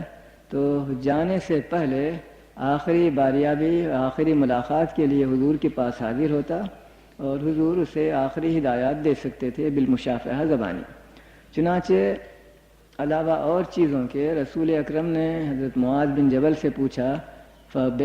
بما تحکم، تم حکم کس اساس پر دیا کرو گے؟ ان کا جواب یہ تھا، بے کتاب اللہ، اللہ کی کتاب کے مطابق، یعنی قرآن کے مطابق، قرآن میں جو احکام ہوں گے میں اس کا نفاذ کروں گا، ان کی تعمیل کراؤں گا۔ رسول اللہ نے اس کو قبول فرمایا، لیکن ایک جملے کے، ایک سوال کے ذریعے سے اس میں اضافہ کرنے کے لیے، فَإِن لَمْ تَجِدْ، اگر تم قرآن میں نہ پاؤ تو کیا کرو گے؟ تو حضرت معاذ بن جبل نے فوراً کہا کہ فَبِسُنَّتِ رسول اللہ، اس صورت میں اللہ کے رسول کی سنت اور طرز عمل کے مطابق۔ اس کو بھی رسول اللہ قبول فرماتے ہیں، لیکن پھر سوال کرتے ہیں، فَإِن لَمْ تَجِدْ، اگر تمہیں سنت میں بھی کوئی چیز نہ ملے گی تو کیا کرو گے؟ تو ان کے الفاظ تھے، اجتہد برأیی ولا آلو، میں اپنی رائے کے ذریعے سے کوشش کروں گا قانون معلوم کرنے کے لیے، اور کوئی دقیقہ فروگزاش نہ کروں گا۔ دوسرے الفاظ میں اپنی ثوابدید پر حکم دوں گا، غور کر کے، استدلال کر کے، استنباط کر کے، قیاس کر کے، جو بھی کہیے، ایسی چیز معلوم کرنے کی کوشش کروں گا جو میری دانش میں اللہ کو پسند ہو اور معقول ہو اور عدل و انصاف کے مطابق ہو۔ اس پر رسول اللہ اس قدر خوش ہوئے، ہاتھ اٹھا کر آسمان کی طرف کہتے ہیں، اے اللہ، تو نے اپنے رسول کے رسول کو جس چیز کی ہدایت دی ہے، توفیق دی ہے، اس پر تیرا رسول خوش ہے۔ چنانچہ اس قاعدے کو کہ قرآن و حدیث کے سکوت کی صورت میں یا اس میں قانون ہمیں نہ مل سکنے کی صورت میں ہم کو اجتہاد کی اجازت ہے۔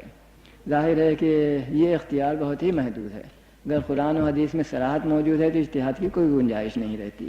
اسی وقت ہم اجتہاد کر سکیں گے جبکہ قرآن و حدیث میں باوجود تلاش کے ہمیں کوئی قاعدہ، کوئی حکم پیش نظر مقدمے کے متعلق اور مسئلے کے متعلق نہ ملتا ہو۔ اجتہاد کے ذریعے سے قانون کا معلوم کرنا، اس کی مختلف صورتیں ہیں۔ کبھی تو اس طرح ہوتا ہے کہ ایک خاص اس چیز کے لیے تو حکم نہیں ہے، لیکن ایک مماثل چیز کے لیے حکم ہے۔ فرض کیجئے کہ چوری کا قاعدہ موجود ہے، لیکن کفن چوری کا ذکر قرآن میں مثلا نہیں ہے، کیا کریں؟ تو ہمارا مجتہد قیاس کرے گا، چونکہ ایک قسم کی چوری کے لیے یہ حکم ہے تو ایک دوسری قسم کی چوری میں بھی ہم اسی قسم کا استدلال کر سکتے ہیں، یا اس میں کسی قدر ترمیم کے ساتھ ایک حکم دے سکتے ہیں۔ اسی طرح اور احکام کے متعلق بعض وقت مماثلت ڈھونڈی جاتی ہے، یا ایک مماثل چیز ملتی ہے جس کے متعلق حکم ہو، چاہے اس معینہ سوال کے متعلق کوئی حکم نہ ملتا ہو۔ ایک دوسری صورت یہ ہوتی ہے کہ بظاہر تو منطقی استدلال کے ذریعے سے ہم ایک چیز کا حکم دے سکتے ہیں، لیکن اگر ذرا غور کریں تو فوری ذہن میں آنے والا قاعدہ مناسب نہیں ہوتا ہے، بلکہ ایک عمیق تر وجہ سے ایک دوسرا ہی قانون مناسب معلوم ہوتا ہے۔ اس کو استحسان کا نام دیتے ہیں، یعنی بظاہر تو یہ حکم دینا چاہیے لیکن زیادہ بہتر ہے کہ یہ حکم دیا جائے، تو وہاں قانون کے بدلنے کا سوال نہیں ہوتا، بلکہ ایک عمیق تر وجہ تک ہماری نظر پہنچتی ہے، اور اس عمیق تر وجہ کی باعث ہم ایک دوسرے قاعدے کو بہتر سمجھتے ہیں، مستحسن سمجھتے ہیں۔ کبھی اس کا اصول ایک اور ہوتا ہے، وہ یہ کہ امت کا فائدہ اسی میں ہے۔ بہت ہی اسٹرکٹ قسم کی منطق سے تو فائدہ یہ ہونا چاہیے، لیکن امت کی فلاح، امت کی صلاح، امت کی بہبودی، امت کی آسانی کے لیے یہ دوسرا فائدہ بہتر معلوم ہوتا ہے۔ اس کے لیے ہم استصلاح کا نام دیتے ہیں۔ غرض اس طرح کے مختلف نیوانسز کے ساتھ، لطیف فرق کے ساتھ اجتہاد کی مختلف صورتیں ہوتی ہیں۔ اس کا رواج ہم کو عہد نبوی سے ملنے لگتا ہے، اور اس قاعدے کے اطلاق کے باعث خاص کر قاضیوں کے فیصلوں کے سلسلے میں ہمیں ایک نئی چیز سے سابقہ پڑتا ہے، جو قانون سازی کا ایک جز ہوگا۔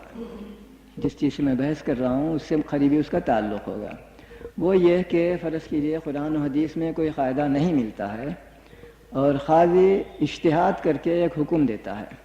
چونکہ وہ قاضی ہے لہذا وہ اپنے فیصلے کا نفاذ بھی کرا سکتا ہے، رسول اللہ سے پوچھنے کی ضرورت نہیں ہوگی، وہ اس کا نفاذ کرا سکے گا۔ یہ ممکن ہے کہ نفاذ سے پہلے خود قاضی کو کچھ شبہ ہو، وہ مرکز سے دریافت کرے گا اس بارے میں مجھے کیا کرنا چاہیے، میری رائے میں تو یوں ہے لیکن مجھے تذبذب ہے، اس بارے میں ہدایت کی جائے۔ اس صورت میں مرکز سے جواب دیا جائے گا، جو سنت ہونے کے باعث وضع قانون کی صورت اختیار کر لے گا، اس کا تعلق اجتہاد سے نہیں رہے گا۔ ایک اور صورت یہ بھی ہو سکتی ہے کہ قاضی نے فیصلہ کر دیا اور اس کے متعلق رسول اللہ سے رجوع کرنا ضروری نہیں سمجھا، لیکن اس قاعدے کی اطلاع رسول اللہ تک پہنچی کسی نہ کسی ذریعے سے، یا تو یہ کہ فریق مقدمہ نے اپیل کی، یا رسول اللہ کے اپنے نامہ نگاروں کے ذریعے سے مثلا ہم کہہ سکتے ہیں اس کی اطلاع رسول اللہ تک آئی، اور رسول اللہ اس فیصلے کو نامناسب سمجھتے ہیں، تو فوراً اس گورنر کو، اس قاضی کو ہدایت جائے گی کہ یوں نہیں یوں کرو۔ تو قانون سازی کی مختلف صورتوں میں سے، خاص کر سنت کے ذریعے سے قانون سازی کی مختلف صورتوں میں سے ایک تو وہ ہے رسول اللہ ایک چیز کا حکم دیتے ہیں،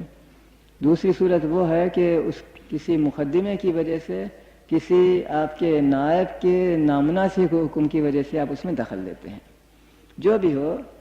ایسی مثالیں ہمیں متعدد ملتی ہیں کہ رسول اکرم صلی اللہ علیہ وسلم نے مختلف گورنروں کو ہدایتیں بھیجیں کہ یوں نہیں یوں کیا کرو۔ ایک مثال ذہن میں آتی ہے، ایک شخص کو قتل کیا گیا تھا قتل خطا کے طور پر،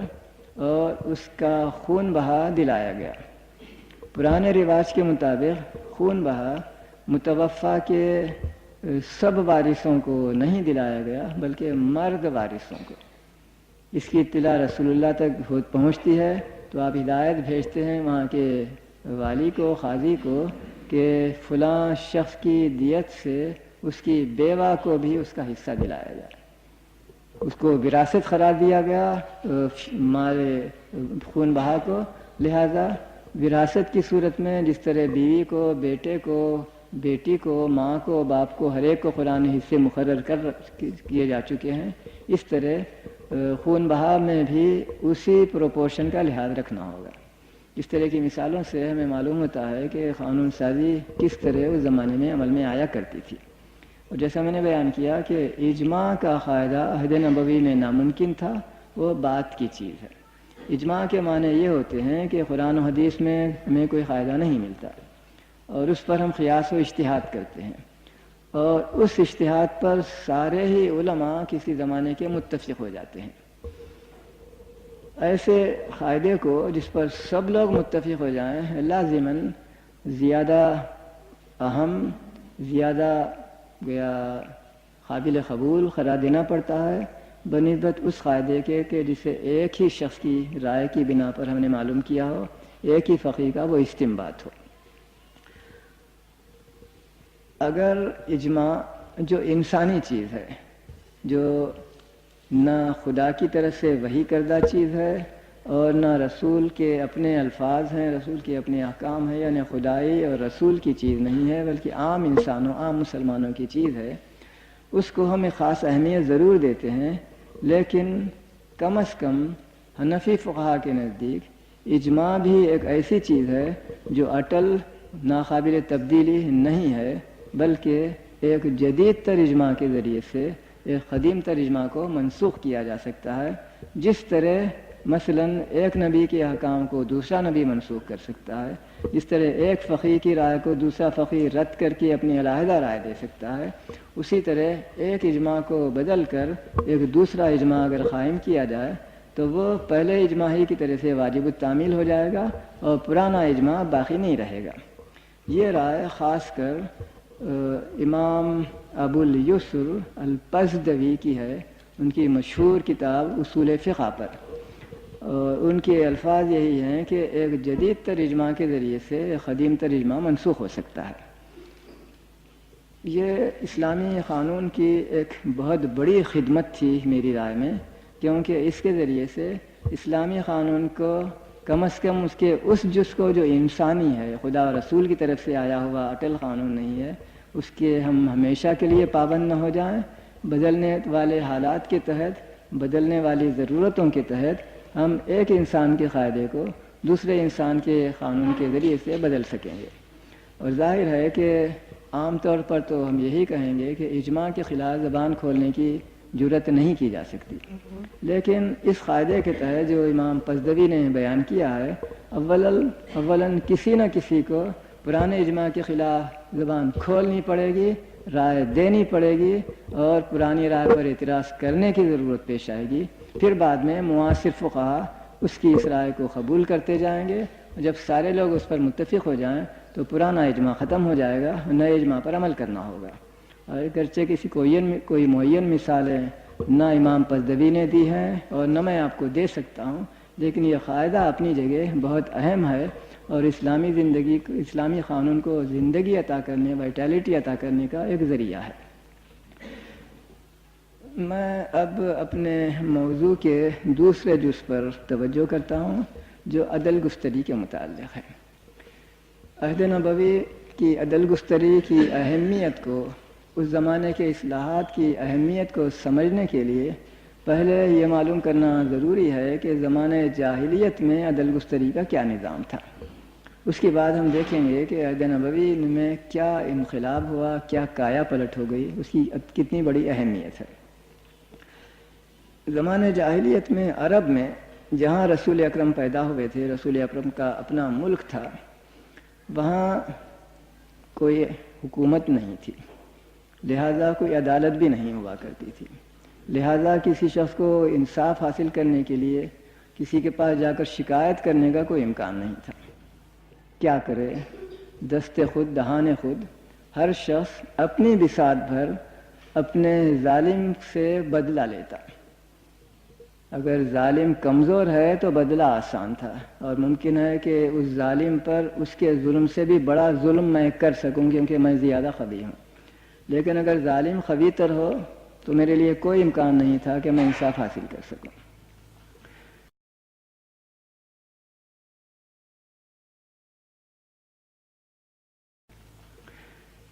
اس صورتحال میں کہیں کہیں بہت ہی مختصر قسم کی روشنی ہمیں نظر آتی ہے، وہ یہ کہ بعض وقت کوئی ظالم جو بہت بڑا ظالم نہیں ہے، تھوڑی بہت اس میں معقولیت پسندی بھی ہے، اس کو قبول کر لیتا کہ اچھا تم کسی کے پاس چلو، وہ ہم دونوں کے جھگڑے کو چکائے گا، کہے گا کہ آیا میں حق پر ہوں یا تم حق پر ہو۔ تو ایسی صورت میں اس پنچ کو، اس ثالث کو، اس حکم کو ایک طرح کا عارضی حاکم عدالت بنا لیا جاتا تھا، اور اس کے فیصلے پر فریقین عمل کرتے عام طور پر، کیونکہ اس کے پاس جانے سے پہلے ہی وہ قبول کر چکتے کہ اگر فلاں شخص ہمارے جھگڑے میں کوئی فیصلہ کرے تو ہم دونوں اسے قبول کریں گے، چاہے وہ میرے موافق ہو یا تمہارے موافق ہو۔ اس کی کچھ مثالیں زمانے جاہلیت میں ہمیں ملتی ہیں۔ اسی طرح مکے کے قریب جہاں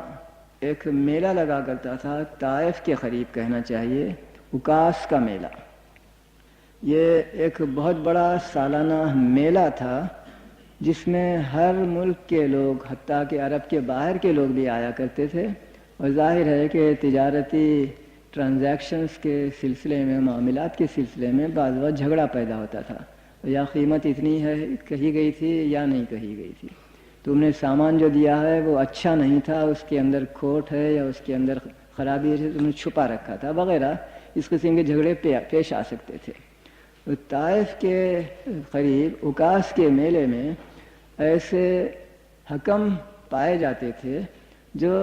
2-3 دن کے لیے معمور ہوتے، جب تک میلہ ہے اس وقت تک وہ ان کی حیثیت حکم کی ہوتی، اور میلے میں جتنے تجارتی جھگڑے پیش آتے ان کے پاس رجوع کیے جاتے اور وہ فیصلے بھی کیا کرتے۔ اور چونکہ ایسے حکم موروثی طور پر متعین ہوتے تھے، ہر شخص جانتا تھا کہ کون حکم ہے، اس لیے لوگ اگر آپس میں طے کر چکے ہوں کہ اپنے مقدمے کا فیصلہ حکم سے کرائیں گے تو وہ میلے کا انتظار کرتے، میلے کے حکم کے پاس جاتے، اس سے اپنا فیصلہ چکاتے۔ اسی میلے میں ایک دوسری چیز بھی پائی جاتی تھی، تجارتی مقدموں کے علاوہ عام ثالثی۔ طائف کے میلے میں، عکاظ کے میلے میں پیدا شدہ مسئلہ نہیں ہے، بلکہ میرے اور کسی شخص کے درمیان کسی اور وقت کسی اور مقام پر پیش آیا شدہ جھگڑا ہے، اس کے لیے بھی ایک خصوصی حاکم عدالت عکاظ میں پایا جاتا تھا۔ تو اس طرح ہم دیکھتے ہیں کہ عرب میں اس اندھیر نگری کے اندر کہیں کہیں کچھ روشنی کی شعاعیں بھی ملتی ہیں۔ جہاں تک مدینہ کا تعلق ہے، ہم دیکھتے ہیں کہ مکے کے متعلق بھی ہم دیکھ چکے ہیں ایک سابقہ لیکچر میں کہ وہ ایک بستی تھی، اور عکاظ کی طرح 2-3 دن کے لیے قائم ہونے والا ملک نہیں ہوتا، میلہ نہیں ہوتا، بلکہ وہاں کے لوگ ہمیشہ وہیں رہتے۔ تو شہر کے باشندوں کے جھگڑوں کو چکانے کے لیے وہاں 3 چیزیں ہمیں نظر آتی ہیں۔ ایک دیوانی مقدمات، جس کے وزیر یا جس کی حاکم عدالت حضرت ابوبکر تھے موروثی طور پر۔ ایک فوجداری مقدمات، ان کے لیے ایک اور خاندان کا فرد وہاں پایا جاتا تھا، اور ان دونوں کے علاوہ ایک اور ادارہ وہاں پایا جاتا تھا جسے حلف الفضول کا نام لیا گیا ہے۔ یہ ایک آرڈر آف شیولری کی صورت تھی۔ مکے والوں نے ایک زمانے میں یہ طے کیا تھا کہ ہمارے ملک میں بعض وقت اجنبیوں پر بے وجہ ظلم ہوتا ہے جس سے ہماری بدنامی ہوتی ہے، چنانچہ واقعتاً ابو جہل کی ایک بدمعاملگی کی وجہ سے ایک شخص نے ایک نظم بنائی جس میں مکے والوں کو گالیاں دی کہ بڑے بدماش لوگ ہیں اور فلاں کرتے ہیں فلاں کرتے ہیں، جس سے ابو جہل تو اس نے پرواہ نہیں کی، لیکن دوسرے اہل مکہ کو چوٹ لگی۔ ان حالات میں انہوں نے آپس میں جمع ہو کر یہ معاہدہ کیا کہ ہم میں سے کم از کم چند لوگوں کو چاہیے کہ والنٹریلی، رضاکارانہ طور پر اس بات کا اقرار کریں کہ ہم جب کبھی ہمارے شہر کے اندر کسی اہل مکہ پر یا کسی اجنبی پر اگر کوئی ظلم ہوا ہو تو ہم مظلوم کی مدد کریں گے، اور اس وقت تک چین نہیں لیں گے جب تک کہ اسے انصاف نہ دلا دیا جائے۔ تو شہر مکہ میں ہمیں یہ 3 قسم کی چیزیں ملتی ہیں، اور وہاں حیرت بھی ہوتی ہے کہ دیوانی مقدمات کے لیے الگ حاکم عدالت ہے اور فوجداری مقدمات کے لیے الگ حاکم عدالت ہے۔ جہاں تک مدینہ کا تعلق ہے، وہاں سوائے اس کے کوئی امکان نہ تھا کہ ہر شخص اپنی آپ مدد کرے۔ نتیجہ یہ تھا کہ کم ہی صورتوں میں مظلوم کو انصاف حاصل ہوتا تھا، کیونکہ مظلوم کے معنی اصل میں یہ تھے کہ میں کمزور ہوں، لہذا کوئی خبیث شخص مجھ پر ظلم کرتا ہے۔ ان حالات میں مدینہ تشریف لانے کے بعد جب شہری مملکت مکہ قائم ہوئی، رسول اکرم نے اس کا دستور مدون فرمایا اور دنیا کا پہلا دستور تحریری طور پر لکھ کر نافذ بھی کیا، تو اس میں ایک عجیب و غریب حکم دیا گیا ہے جو انقلاب سے کم نام کا مستحق نہیں۔ وہ یہ کہ انصاف بجائے فردی کے مرکزی چیز ہوگا، اور اگر کسی کو کوئی نقصان پہنچا ہے تو براہ راست وہ انصاف ستانی نہیں کرے گا، براہ راست ظالم کو سزا نہیں دے گا، بلکہ اسے رجوع کرے گا اسلامی حاکم عدالت کو، اور حاکم عدالت بغیر رعایت کے پوری غیر جانبداری کے ساتھ مقدمے کا فیصلہ کرے گا اور ظالم کو سزا دے کر مظلوم کو اس کا حق دلائے گا۔ اور اس بارے میں کچھ دفعات اور بھی ہیں جو ایک معنی میں سینکشن کا حکم رکھتے ہیں اخلاقی طور، وہ یہ کہ کسی شخص کو ظالم کی حمایت کرنے کا حق نہیں ہوگا، چاہے اس کا اپنا بیٹا ہی کیوں نہ ہو۔ اس کے برخلاف یہ کہا گیا ہے کہ انصاف ایک خدائی حکم ہے، لہذا ہر شخص کو چاہیے کہ انصاف کے لیے پورا تعاون کرے اور کسی ظالم کو نہ بچائے، چاہے وہ کسی شخص کا اپنا بیٹا ہی کیوں نہ ہو۔ ان حالات میں ہم دیکھتے ہیں کہ مدینے کی حد تک ایک انقلابی حکم دیا گیا، اور انصاف جو اب تک وہاں انفرادی چیز تھا اسے ایک مرکزی اور حکومتی چیز قرار دے دیا گیا۔ اس کے بعد مدینے میں ہمیں دو نئے انسٹیٹیوشن قائم ہوتے ترقی کرتے ہوئے نظر آتے ہیں، جو بعد میں سارے ملک میں پھیل جائیں گے۔ ایک مفتی کا انسٹیٹیوشن ہے اور دوسرے قاضی کا۔ مفتی کے معنی یہ ہوتے ہیں کہ کسی شخص سے ہم قانون معلوم کریں، اس کے نفاذ کا کوئی سوال نہیں، اس کا نفاذ یا تو میں خود اپنی ذات پر کر لوں گا، یا جس شخص کو میں وہ فتویٰ پہنچاؤں وہ اس کی تعمیل کرے گا۔ لیکن مفتی کے فرائض میں یہ بالکل داخل نہیں ہوتا کہ فریقین کے بیانات کو سن کر، فریقین سے دلیلیں، فریقین سے گواہیاں حاصل کر کے کوئی فیصلہ کروں۔ اس سے ایک سوال کیا جاتا ہے کہ ایسی صورت ہو تو کیا کرنا چاہیے، وہ جواب دیتا ہے کہ یوں کرنا چاہیے اسلامی قانون کے مطابق۔ ایسی مثالیں عہد نبوی ہی سے ہم کو مدینے میں ملنے لگتی ہیں۔ چنانچہ ایک روایت میں ہے کہ عہد نبوی میں حضرت ابو بکر مفتی کا کام انجام دیا کرتے تھے۔ دوسرے الفاظ میں ان کی مہارت قانونی کی بنا پر رسول اللہ نے ہدایت دے رکھی تھی، جس کسی کو مسئلے مسائل معلوم کرنے ہوں، قانون دریافت کرنا ہو، وہ بجائے میرے پاس آ کر میرا وقت بھی اور اپنا وقت بھی انتظار میں ضائع کرنے کے لیے ابو بکر سے پوچھ لیا کرو۔ تو غالباً اس طرح کے اور بھی لوگ وہاں پیدا ہوئے ہوں گے اور مختلف علاقوں میں ان کا وجود ہوا ہوگا، آپ مجھے صرف مثال دینی تھی۔ دوسرا ادارہ قاضی کا ہے۔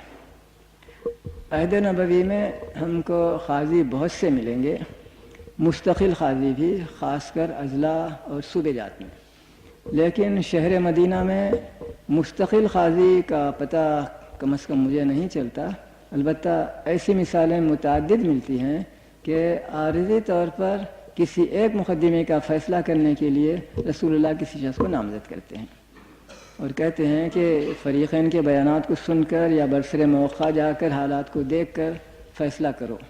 اور وہ گویا رسول اللہ ہی کا فیصلہ ہوتا تھا کہ رسول اللہ کے ڈیلیگیٹ نے، رسول اللہ کے روانہ کردہ اور نائب نے وہ فیصلہ کیا تھا۔ اس سلسلے میں ایک چھوٹا سا واقعہ مگر جو دلچسپی اور اہمیت کا حامل ہے آپ سے بیان کرتا ہوں۔ وہ حضرت عمرو بن العاص کا ہے۔ یہ ایک مکی مسلمان تھے، بہت ذہین اور قانونی نقطہ نظر سے ان کی مہارت بے انتہا تھی۔ ایک دن ان کے جدید الاثر مسلمان ہونے کے باوجود کہ وہ بہت دیر سے مسلمان ہوئے تھے، رسول اللہ نے ان کو کہا کہ اس مقدمے میں تم فیصلہ کرو۔ وہ پوچھتے ہیں کس اساس پر؟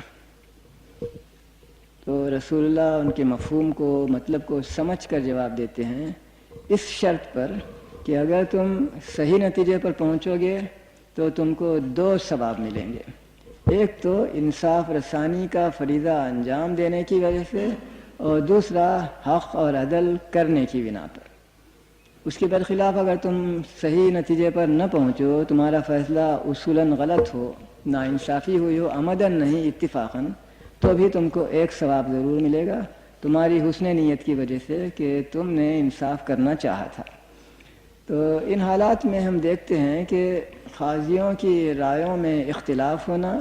اس کا آغاز عہد نبوی سے شروع ہو جاتا ہے، اور اس کی اہمیت بعد کے زمانے میں بڑھتی جاتی ہے۔ چنانچہ امام ابو حنیفہ رحمۃ اللہ علیہ نے اپنے زمانے میں اسلامی قانون کو مدون کرنے کی جو کوشش کی تھی، اور ایک اکیڈمی ہی بنا کر 40 ممبروں کی ہر باب قانون کے متعلق مفروضات کی بنا پر بھی، نظائر کی بنا پر بھی اسلامی قانون کو مدون کیا تھا۔ اس کی وجہ اور اس کا باعث یہی تھا کہ مختلف قاضیوں کے فیصلوں میں تضاد ہوتا ہے۔ ایک ہی قسم کا مقدمہ ہے، ایک قاضی الف فیصلہ کرتا ہے، دوسرا قاضی بے فیصلہ کرتا ہے۔ چنانچہ ہمارے پاس ایک کتاب ہے جس کا نام ہے رسالۃ الصحابہ۔ یہ ابن مخفہ کا خط ہے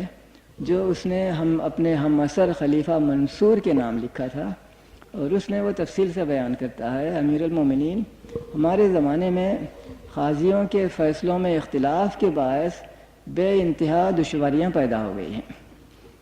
ایک ہی مسئلے پر دو قاضی مختلف فیصلہ کرتے ہیں۔ ایک قاضی کے مطابق اسے سزائے موت دینی چاہیے، دوسرے قاضی کے مطابق اسی قسم کے مقدمے میں حالات میں سزائے موت نہیں دی جانی چاہیے۔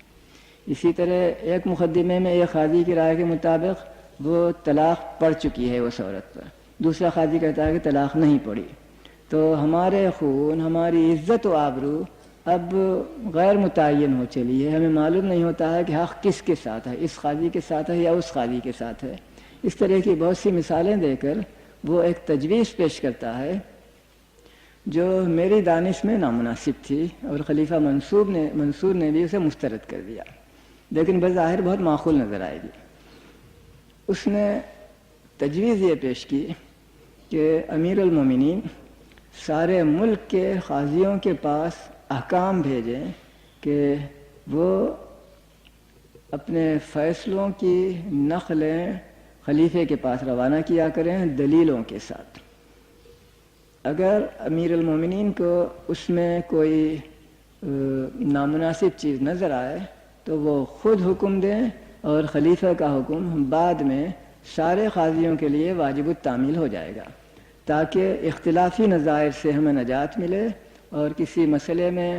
دو آدمیوں کی دو رائے ہو اور کسی دو نظیریں سابق کی موجود ہوں، اور قاضی کو معلوم نہ ہو سکے کہ کیا کرنا چاہیے، تو صرف اپنی ثوابدید کی بجائے آئندہ امیر المومنین خلیفہ کے احکام کی تعمیل کر سکے گا، اور اس طرح سارے ملک میں ایک قانون بن جائے گا۔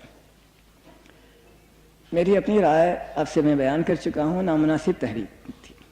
چنانچہ خلیفے نے نہ صرف اس کو رد کر دیا بلکہ معلوم نہیں اسی بنا پر یا کسی اور بنا پر ابن مخفہ کے قتل کرنے کا حکم صادر کیا۔ میں کہہ چکا ہوں مجھے معلوم نہیں کس بنا پر سزائے موت دی گئی، یا اس خط کی بنا پر دی گئی یا کسی اور بنا پر، بہرحال اس کی تحریک رد کر دی گئی۔ اور میں نے جو آپ سے ایک قیاس ظاہر کیا تھا کہ اسلام میں ایک ٹریڈیشن رہا ہے عہد نبوی سے لے کر آج تک کہ عدالت کی طرح قانون سازی کو بھی پرائیویٹ رہنا چاہیے، حکومت اور سیاست کے تحت نہیں رہنا چاہیے۔ چنانچہ اگر خلیفہ منصور سے قبول کر لیتا تو اس کے بعد سے قانون سازی سیاست کے تابع ہو جاتی، خلیفے کے احکام کے تابع ہو جاتی، اچھے بھی خلیفہ آتے، برے بھی خلیفہ آتے، آئے دن قانون بدلتے بھی رہتے، ایک پرانے قانون کو نیا خلیفہ منسوخ کر سکتا۔ لیکن اگر اسلامی قانون کو اسلامی مملکت میں آزادی رہے حکومت سے اور سیاست پہ، تو تمام فقہا مساوی درجہ رکھنے کے باعث ایک دوسرے پر اعتراض کر سکیں گے، ایک دوسرے کی تنقید کر سکیں گے، ایک دوسرے کی آراء کو زیادہ آزادی کے ساتھ جانچ سکیں گے۔ اس کے برخلاف اگر خلیفے کا حکم ہو تو کسی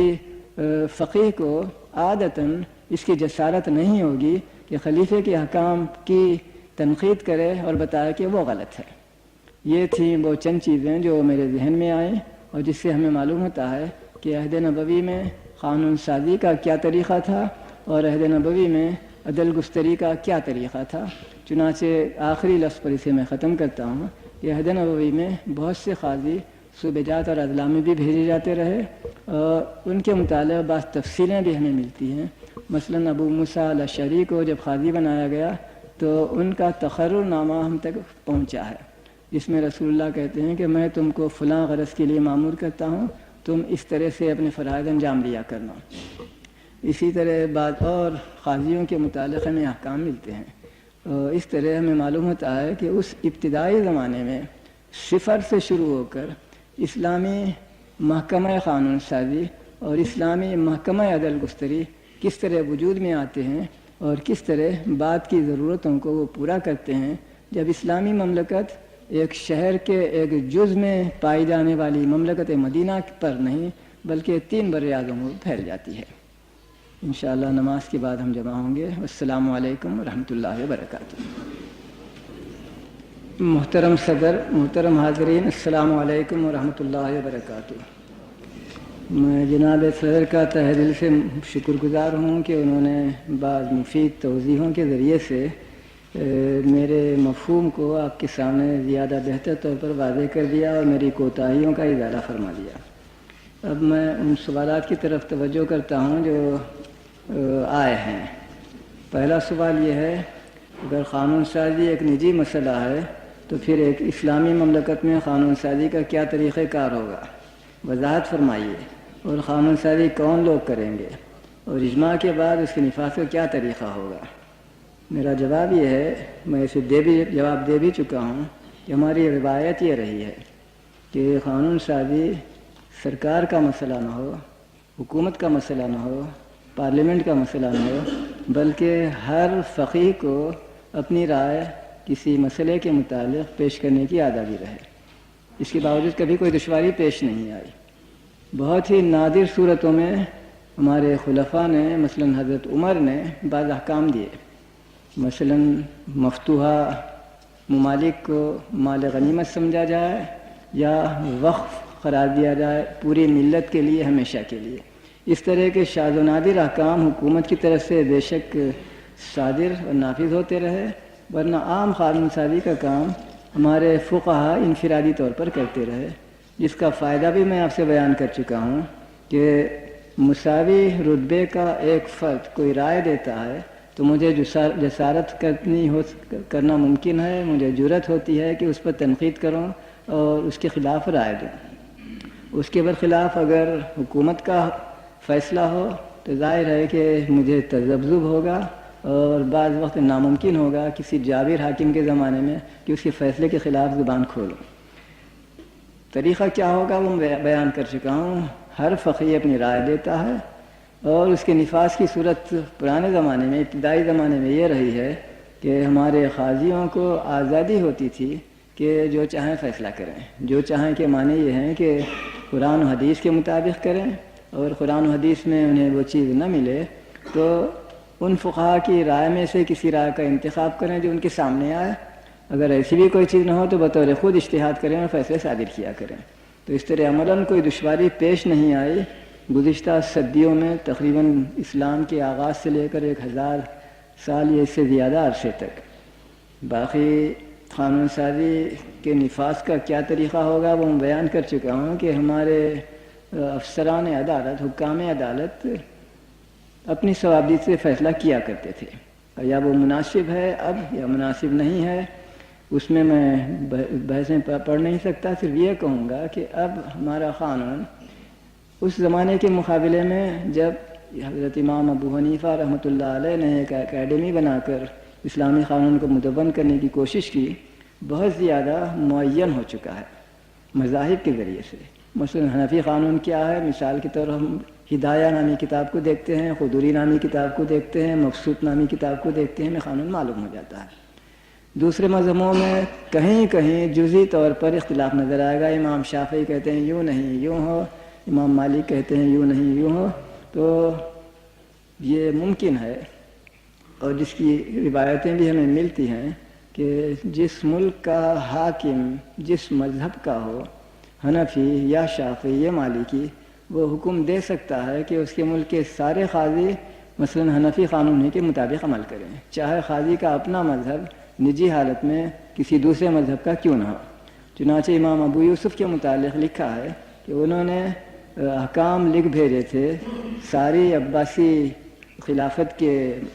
قاضیوں کے پاس کہ حنفی مذہب کے مطابق وہ فیصلے کیا کریں۔ چنانچہ بعض لوگ، ہمارا ماخذ یاقوت لکھتا ہے کہ بعض لوگ جو معتزلی تھے، بعض لوگ جو غیر حنفی تھے، وہ بھی احکام سلطانی کے مطابق عمل کیا کرتے تھے۔ یہ ہے میرا مختصر سا جواب اس سلسلے میں۔ اس کے بعد کا ایک سوال یہ ہے کہ اگر اسلامی ملک میں غیر مسلم شخص پر اسلامی قانون نافذ ہیں تو ایک غیر اسلامی مملکت میں غیر اسلامی قانون کی پابندی ایک مسلمان پر لازمی ہے۔ پہلا جز غلط ہے، یعنی اسلامی مملکت میں غیر مسلموں پر اسلامی قانون نافذ نہیں کیا جاتا۔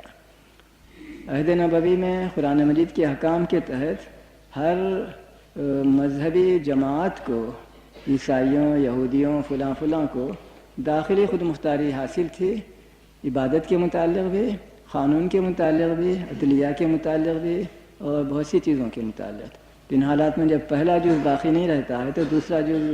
آٹومیٹیکلی ختم ہو جانا چاہیے، یعنی غیر اسلامی ممالک میں ایک مسلمان پر غیر اسلامی قانون نافذ ہوگا، نہیں ہونا چاہیے، لیکن چونکہ غیر اسلامی ممالک اس رواداری کو اور اس فراخدلی کو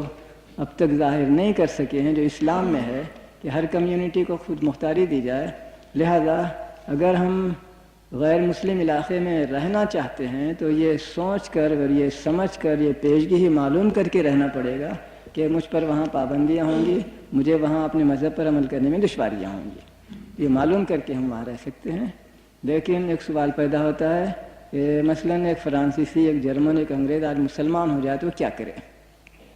ظاہر ہے کہ اسے اپنے وطن سے ہجرت کر کے آپ اپنے ملک میں بلانا چاہیں تو دنیا کے کتنے ملک ہیں جو آج اس پر آمادہ ہیں کہ غیر ملک کے لوگ جب جی چاہے ہمارے ملک میں آ کر بس جائیں۔ تو یہ دشواریاں ہیں، ان دشواریوں کا سوائے اس کے کیا جواب دیا جائے؟ لا یکلف اللہ نفسا الا وسعها،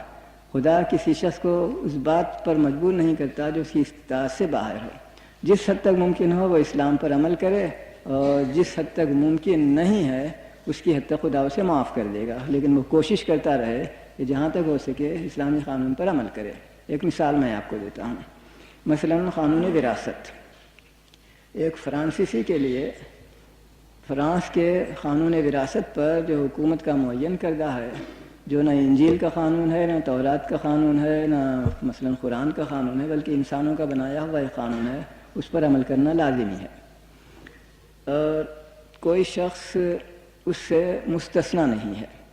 چاہے اس کا مذہب عیسائی ہو یا بے دین کمیونسٹ ہو یا یہودی ہو یا مسلمان ہو۔ جو شخص بھی فرانسیسی قومیت اختیار کرتا ہے یا فرانسیسی قومیت میں پیدا ہوتا ہے، اس کے لیے اس قانون کی پابندی واجبی ہے۔ اس کا حل مل سکتا ہے، مثلاً فرانس میں وصیت کی اجازت ہے۔ اگر یہ میں معلوم کر لوں کہ میرے جو قریبی رشتہ دار ہیں، بیوی اور بیٹا اور بھائی اور فلاں فلاں، ان کے کیا احکام قرآن نے معین کیے ہیں۔ آپ نے مماثلت کے ضمن میں چنگی کا ذکر فرمایا ہے، براہ کرم وضاحت کیجیے کہ کیا اسلامی مملکت میں مسلمانوں سے ہی جو چنگی وصول کرنا درست ہے، جبکہ اکثر علماء اس کو ناجائز بھی قرار دیتے ہیں؟ اس بارے میں مجھے زیادہ واقفیت نہیں، کیونکہ میرا موضوع خصوصی انٹرنیشنل رہا ہے۔ چنگی کے متعلق میں نہیں جانتا کہ وہ اسلام میں ممنوع ہے۔ اس بارے میں ممکن ہے ہمارے محترم صدر آپ کی تشفی کر سکیں، البتہ میں یہ کہہ سکتا ہوں کہ چنگی کے ذریعے سے یا اور ذرائع سے مسلمانوں سے رقم حاصل کرنا ضرورت کے مطابق ہوتا ہے۔ اگر مثلاً زکوٰۃ کی آمدنی حکومت کے لیے کافی ہو جائے تو کوئی اور محصول نہیں لیا جاتا، لیکن اگر ضروریات زمانہ سے زکوٰۃ کی آمدنی ہمارے لیے کافی نہ ہو تو ہمیں اور بھی وسائل اختیار کرنے ہوں گے، اور ہماری رعیت کو ان حالات کا ساتھ دے سکنے کے لیے اپنی طرف سے کچھ زائد مثلاً ٹیگ دینے پڑیں گے۔ مثال کے طور پر آج کل ایک ہوائی جہاز کی قیمت کروڑوں روپے ہونے لگی ہے، تو ان حالات میں ہم کیا کریں؟ اگر ہم ہوائی جہاز خریدنے کے لیے رقم نہ پائیں کیونکہ زکوٰۃ کی رقم ناکافی ہے تو ہماری زندگی ہی خطرے میں پڑ جائے گی۔ تو ان حالات میں ہم خوشدلی کے ساتھ اپنے آپ کی مدد کرنے کے لیے، اپنے آپ کی حفاظت کرنے کے لیے کچھ زائد ٹیکس دیتے ہیں، اور یہ ٹیکس ہم اپنی ہی آپس کی مشورت سے، اپنے ہی ذاتی حکم کے ذریعے سے کرتے ہیں۔ صدر حکومت کا حکم وہ نہیں ہوتا، بلکہ ہمارے نمائندوں کی طے کردہ چیز ہوتی ہے۔ تو ان حالات میں میں سمجھتا ہوں کہ اس میں کوئی عملی دشواری نہیں رہتی۔ ایک سوال یہ ہے کہ وکیل کی اسلامی نقطۂ نظر سے وضاحت فرمائیے۔ عہد نبوی میں آج کل کی طرح کے وکیل نہیں پائے جاتے تھے، لیکن مجھے قرآن مجید میں اس کی طرف کچھ اشارہ ملتا ہے۔ ایک آیت میں ہے کہ قیامت کے دن کافروں کی طرف سے اللہ سے کون جھگڑا کرے گا؟ تو یہ آج کل کے وکیل ہی کی طرح کی ایک چیز مجھے معلوم ہوتی ہے، اور اس کو میں اصولاً اور اساساً ممنوع نہیں قرار دوں گا، کیونکہ ایک عام کلیہ قاعدہ ہے جس کا قرآن مجید کی اس آیت میں جس سے آپ واقف ہوں گے اشارہ ہے، وَحِلَّ لَكُمْ مَا وَرَاءَ ذَلِكُمْ۔ پہلے چند چیزیں بتائی گئی ہیں کہ یہ حرام ہے، یہ حرام ہے، پھر اس کے بعد اس کے علاوہ جتنی چیزیں ہیں وہ سب تمہارے لیے حلال ہیں۔ تو فرض کیجئے کہ وکیل کی ممانعت نہ ہو تو ہمارے لیے جائز ہو جائے گا، چاہے وہ عہد نبوی میں غیر موجود ہو۔ اس کے بعد ایک سوال ہے، زکوٰۃ اور عشر کی موجودگی میں دیگر درجنوں ٹیکسوں بالخصوص دیہی علاقوں میں تھوپ دینا کہاں تک اور کیوں کر جائز ہے، مفصل وضاحت عطا کریں۔ اس کا جواب میں ابھی دے چکا ہوں کہ اگر ملک کی ضرورتیں زکوٰۃ اور عشر سے پوری نہیں ہوتی ہیں تو اپنے آپ کی مدد کرنے کے لیے، اپنے دین کی حفاظت کرنے کے لیے ہمیں زائد رقم دینی پڑے گی، ورنہ وہ خودکشی ہوگی۔ اور خدا فرماتا ہے کہ لا تلقوا بأیدیکم الی التہلکہ، اپنے ہاتھوں سے اپنے آپ کو ہلاکت میں نہ ڈالو۔ اور ہمارے مفسر سب متفقہ طور سے لکھتے ہیں اس کے معنی تھے رقم دینے کے۔ اگر رقم دینے سے ہم بخیلی و کنجوسی کریں اور نہ دیں، اس کی وجہ سے اسلامی حکومت خطرے میں پڑ جائے تو یہ خودکشی کے مترادف ہے، اور خدا خود فرماتا ہے کہ اپنے ہاتھوں سے اپنے آپ کو ہلاکت میں نہ ڈالو۔ دوسرا سوال ہے، عدلیہ میں وکیل کا کردار فوجداری اور دیوانی میں کہاں تک درست اور مفید ہے؟ اس کا بھی میں اشارتاً ابھی آپ کو جواب دے چکا ہوں ایک دوسرے صاحب کے سوال کے سلسلے میں، کہ وکیل کا منشا اصل میں یہ نہیں ہوتا کہ چوروں ڈاکوؤں کی مدد کرے۔ اس کا منشا، اس کا فریضہ، اس کے فرائض کی اساس یہ ہے کہ جس چیز سے اس کو خصوصی تعلق ہے، یعنی ملک کے قوانین سے واقفیت، اس واقفیت سے وہ اپنے کلائنٹ کو مدد پہنچائے اور اسے بتائے کہ قانون کی روشنی میں وہ کس حد تک اور کیا حق رکھتا ہے، اور وہی حق چونکہ اسے زیادہ سہولت ہوتی ہے قانونی نقطہ نظر کو، قانون کے ٹیکنیکل باتوں کو عدالت کے سامنے واضح کرنے کے لیے، اس لیے ہم اس سے استفادہ کرتے ہیں۔ تو اس کا کردار یہی ہونا چاہیے کہ حق کی تائید کرے، یہ نہیں کہ حق کو چھپانے اور عمداً گویا ظالموں اور مجرموں کی مدد کرے، یہ اس کا اساسی منشا نہیں ہوتا ہے۔ اس کا منشا، جیسا میں نے ابھی کہا، یہی ہوتا ہے کہ اسے یہ بتائے کہ ملک کے قوانین کے لحاظ سے وہ کیا حق رکھتا ہے اور کس حد تک حق رکھتا ہے۔ تیسری چیز وہ یہ ہے سوال، کیا اسلام میں موجودہ دور کے الیکشن بمعنی جمہوریت کا تصور موجود ہے جس میں انسانوں کو گنا کرتے ہیں، تولا نہیں کرتے؟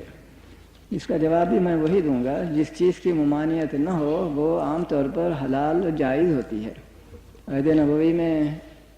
لوگوں کو گنا نہیں جاتا تھا، یہ صحیح ہے، لیکن اگر ہم گنیں تو اس کی ممانعت بھی عہد نبوی میں ہمیں نہیں ملتی۔ اچھے لوگوں کا انتخاب کرنا آپ کے ہاتھ میں ہے۔ محض لفاظی کرنے والے شخص کو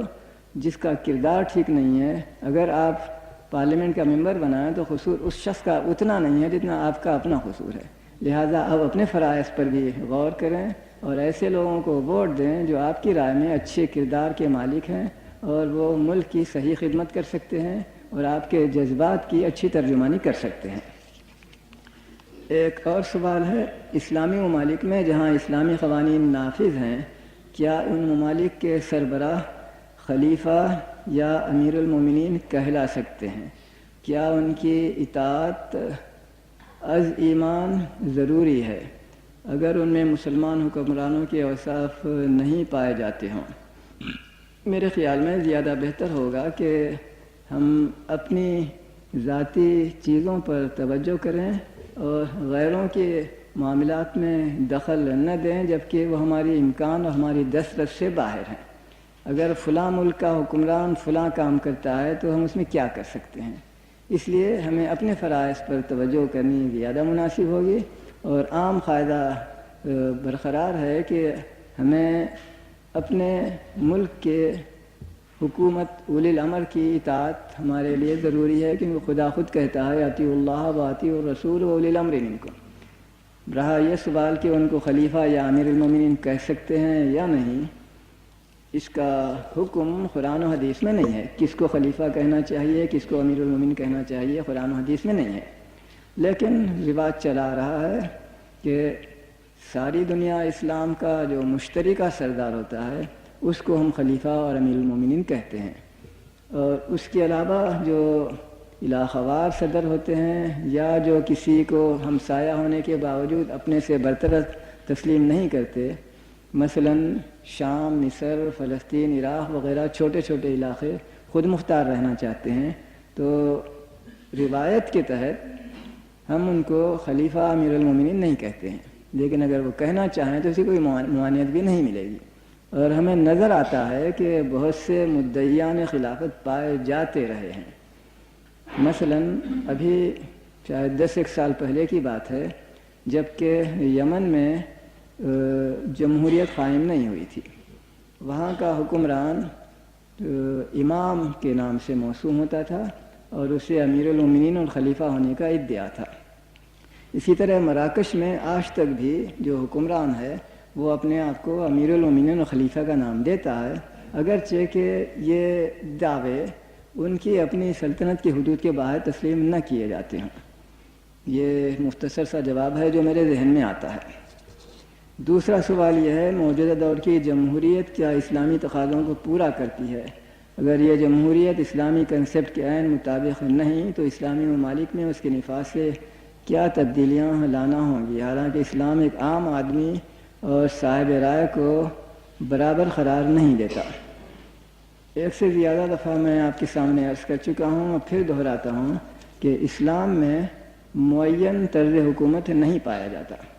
رسول اکرم صلی اللہ علیہ وسلم نے میری دانش میں عمداً اس بارے میں کوئی صراحت نہیں کی کہ میرے بعد کون جانشین ہوگا، اور منشا یہ تھا کہ ہر اسلامی جماعت، ہر اسلامی گروہ، ہر اسلامی مملکت اپنے زمانے کی ضرورتوں کے لحاظ سے کوئی حکم دے، اور وہ حکم ابدی نہیں ہوگا۔ جب تک ہم چاہیں گے وہ طریقہ حکومت رائج رہے گا، اور جب ہم اسے اپنے لیے مضر پائیں گے اسے ہم ہی تبدیل کر سکیں گے۔ اس کے برخلاف اگر رسول اللہ خود ہی معین فرما دیتے کہ بادشاہت ہونی چاہیے یا جمہوریت ہونی چاہیے یا کوئی اور نظام حکومت، تو ہمارے ہاتھ بند ہو جاتے اور قیامت تک ہم اس کی خلاف ورزی نہیں کر سکتے۔ تو غالباً رسول اکرم صلی اللہ علیہ وسلم نے امت کی فلاح و بہبود اسی میں پائی کہ اس بارے میں ان پر پابندی عائد نہ کی جائے۔ ان حالات میں جمہوریت بھی ہمارے لیے کارآمد ہو سکتی ہے، بادشاہت بھی کارآمد ہو سکتی ہے، کوئی تیسرا طرز حکومت بھی کارآمد ہو سکتا ہے۔ صرف اس چیز کی ضرورت ہے کہ ہمارے افسران حکومت، ذمہ داران حکومت خدا سے ڈریں، اور وہ فریضہ صرف انہی کا نہیں ہے، اتنا ہی ہمارا اپنا بھی ہے۔ ایک مرتبہ خلیفہ مامون سے ایک شخص نے اعتراض کے طور پر کہا تھا کہ حضرت عمر کے زمانے میں ایسا ہوتا تھا، تم ایسا کرتے ہو۔ اس نے ایک میٹھا سا جواب دیا کہ اگر مجھے حضرت عمر کی رعیت مل جائے تو میں بھی ویسا ہی کر سکتا ہوں۔ اس کے بعد ایک سوال ہے، کیا اسلامی نظام عدل میں اپیل کی گنجائش رکھی گئی ہے؟ مثالیں دے کر وضاحت فرمائیں۔ عہد نبوی میں مجھے اس کی زیادہ صراحت سے کوئی مثال نہیں ملی، لیکن بعد کے زمانے میں ایسی مثالیں ملتی ہیں کہ قاضی کے حکم کے خلاف یا گورنر کے حکم کے خلاف لوگ امیر المومنین خلیفہ کے پاس شکایت کیا کرتے تھے، اور بعض وقت خلیفہ ان کی شکایت کو سن کر والی کے حکام یا قاضی کے حکام کو بدلہ بھی کرتا تھا۔ ایک لطیفہ یاد آ رہا ہے اسی خلیفہ مامون کے متعلق، وہ آپ کو سناتا ہوں۔ ایک مرتبہ ایک گاؤں کے لوگ، زراعتی علاقے کے لوگ خلیفے کے پاس آتے ہیں اور شکایت کرتے ہیں، یا امیر المومنین ہمارا جو گورنر یا والی ہے وہ بہت ظالم ہے۔ خلیفہ ظاہر داری کے طور پر خفا ہوتا ہے، کیسے؟ میں اس سے شخصاً واقف ہوں، وہ تو عدل مجسم ہے، تم کیسے اس کی شکایت کر سکتے ہیں؟ تو ایک بوڑھا کسان ادب کے ساتھ ڈرتے ڈرتے خلیفے کے سامنے جاتا ہے، ہاتھ جوڑ کر، حضور چونکہ وہ عدل مجسم ہے، اسے صرف ہم کو مستفید نہیں ہونا چاہیے، ضرورت ہے کہ سارا ملک مستفید ہو، لہذا اس کے ٹکڑے کر کے ہر علاقے میں ایک ایک کو ذرا بنا۔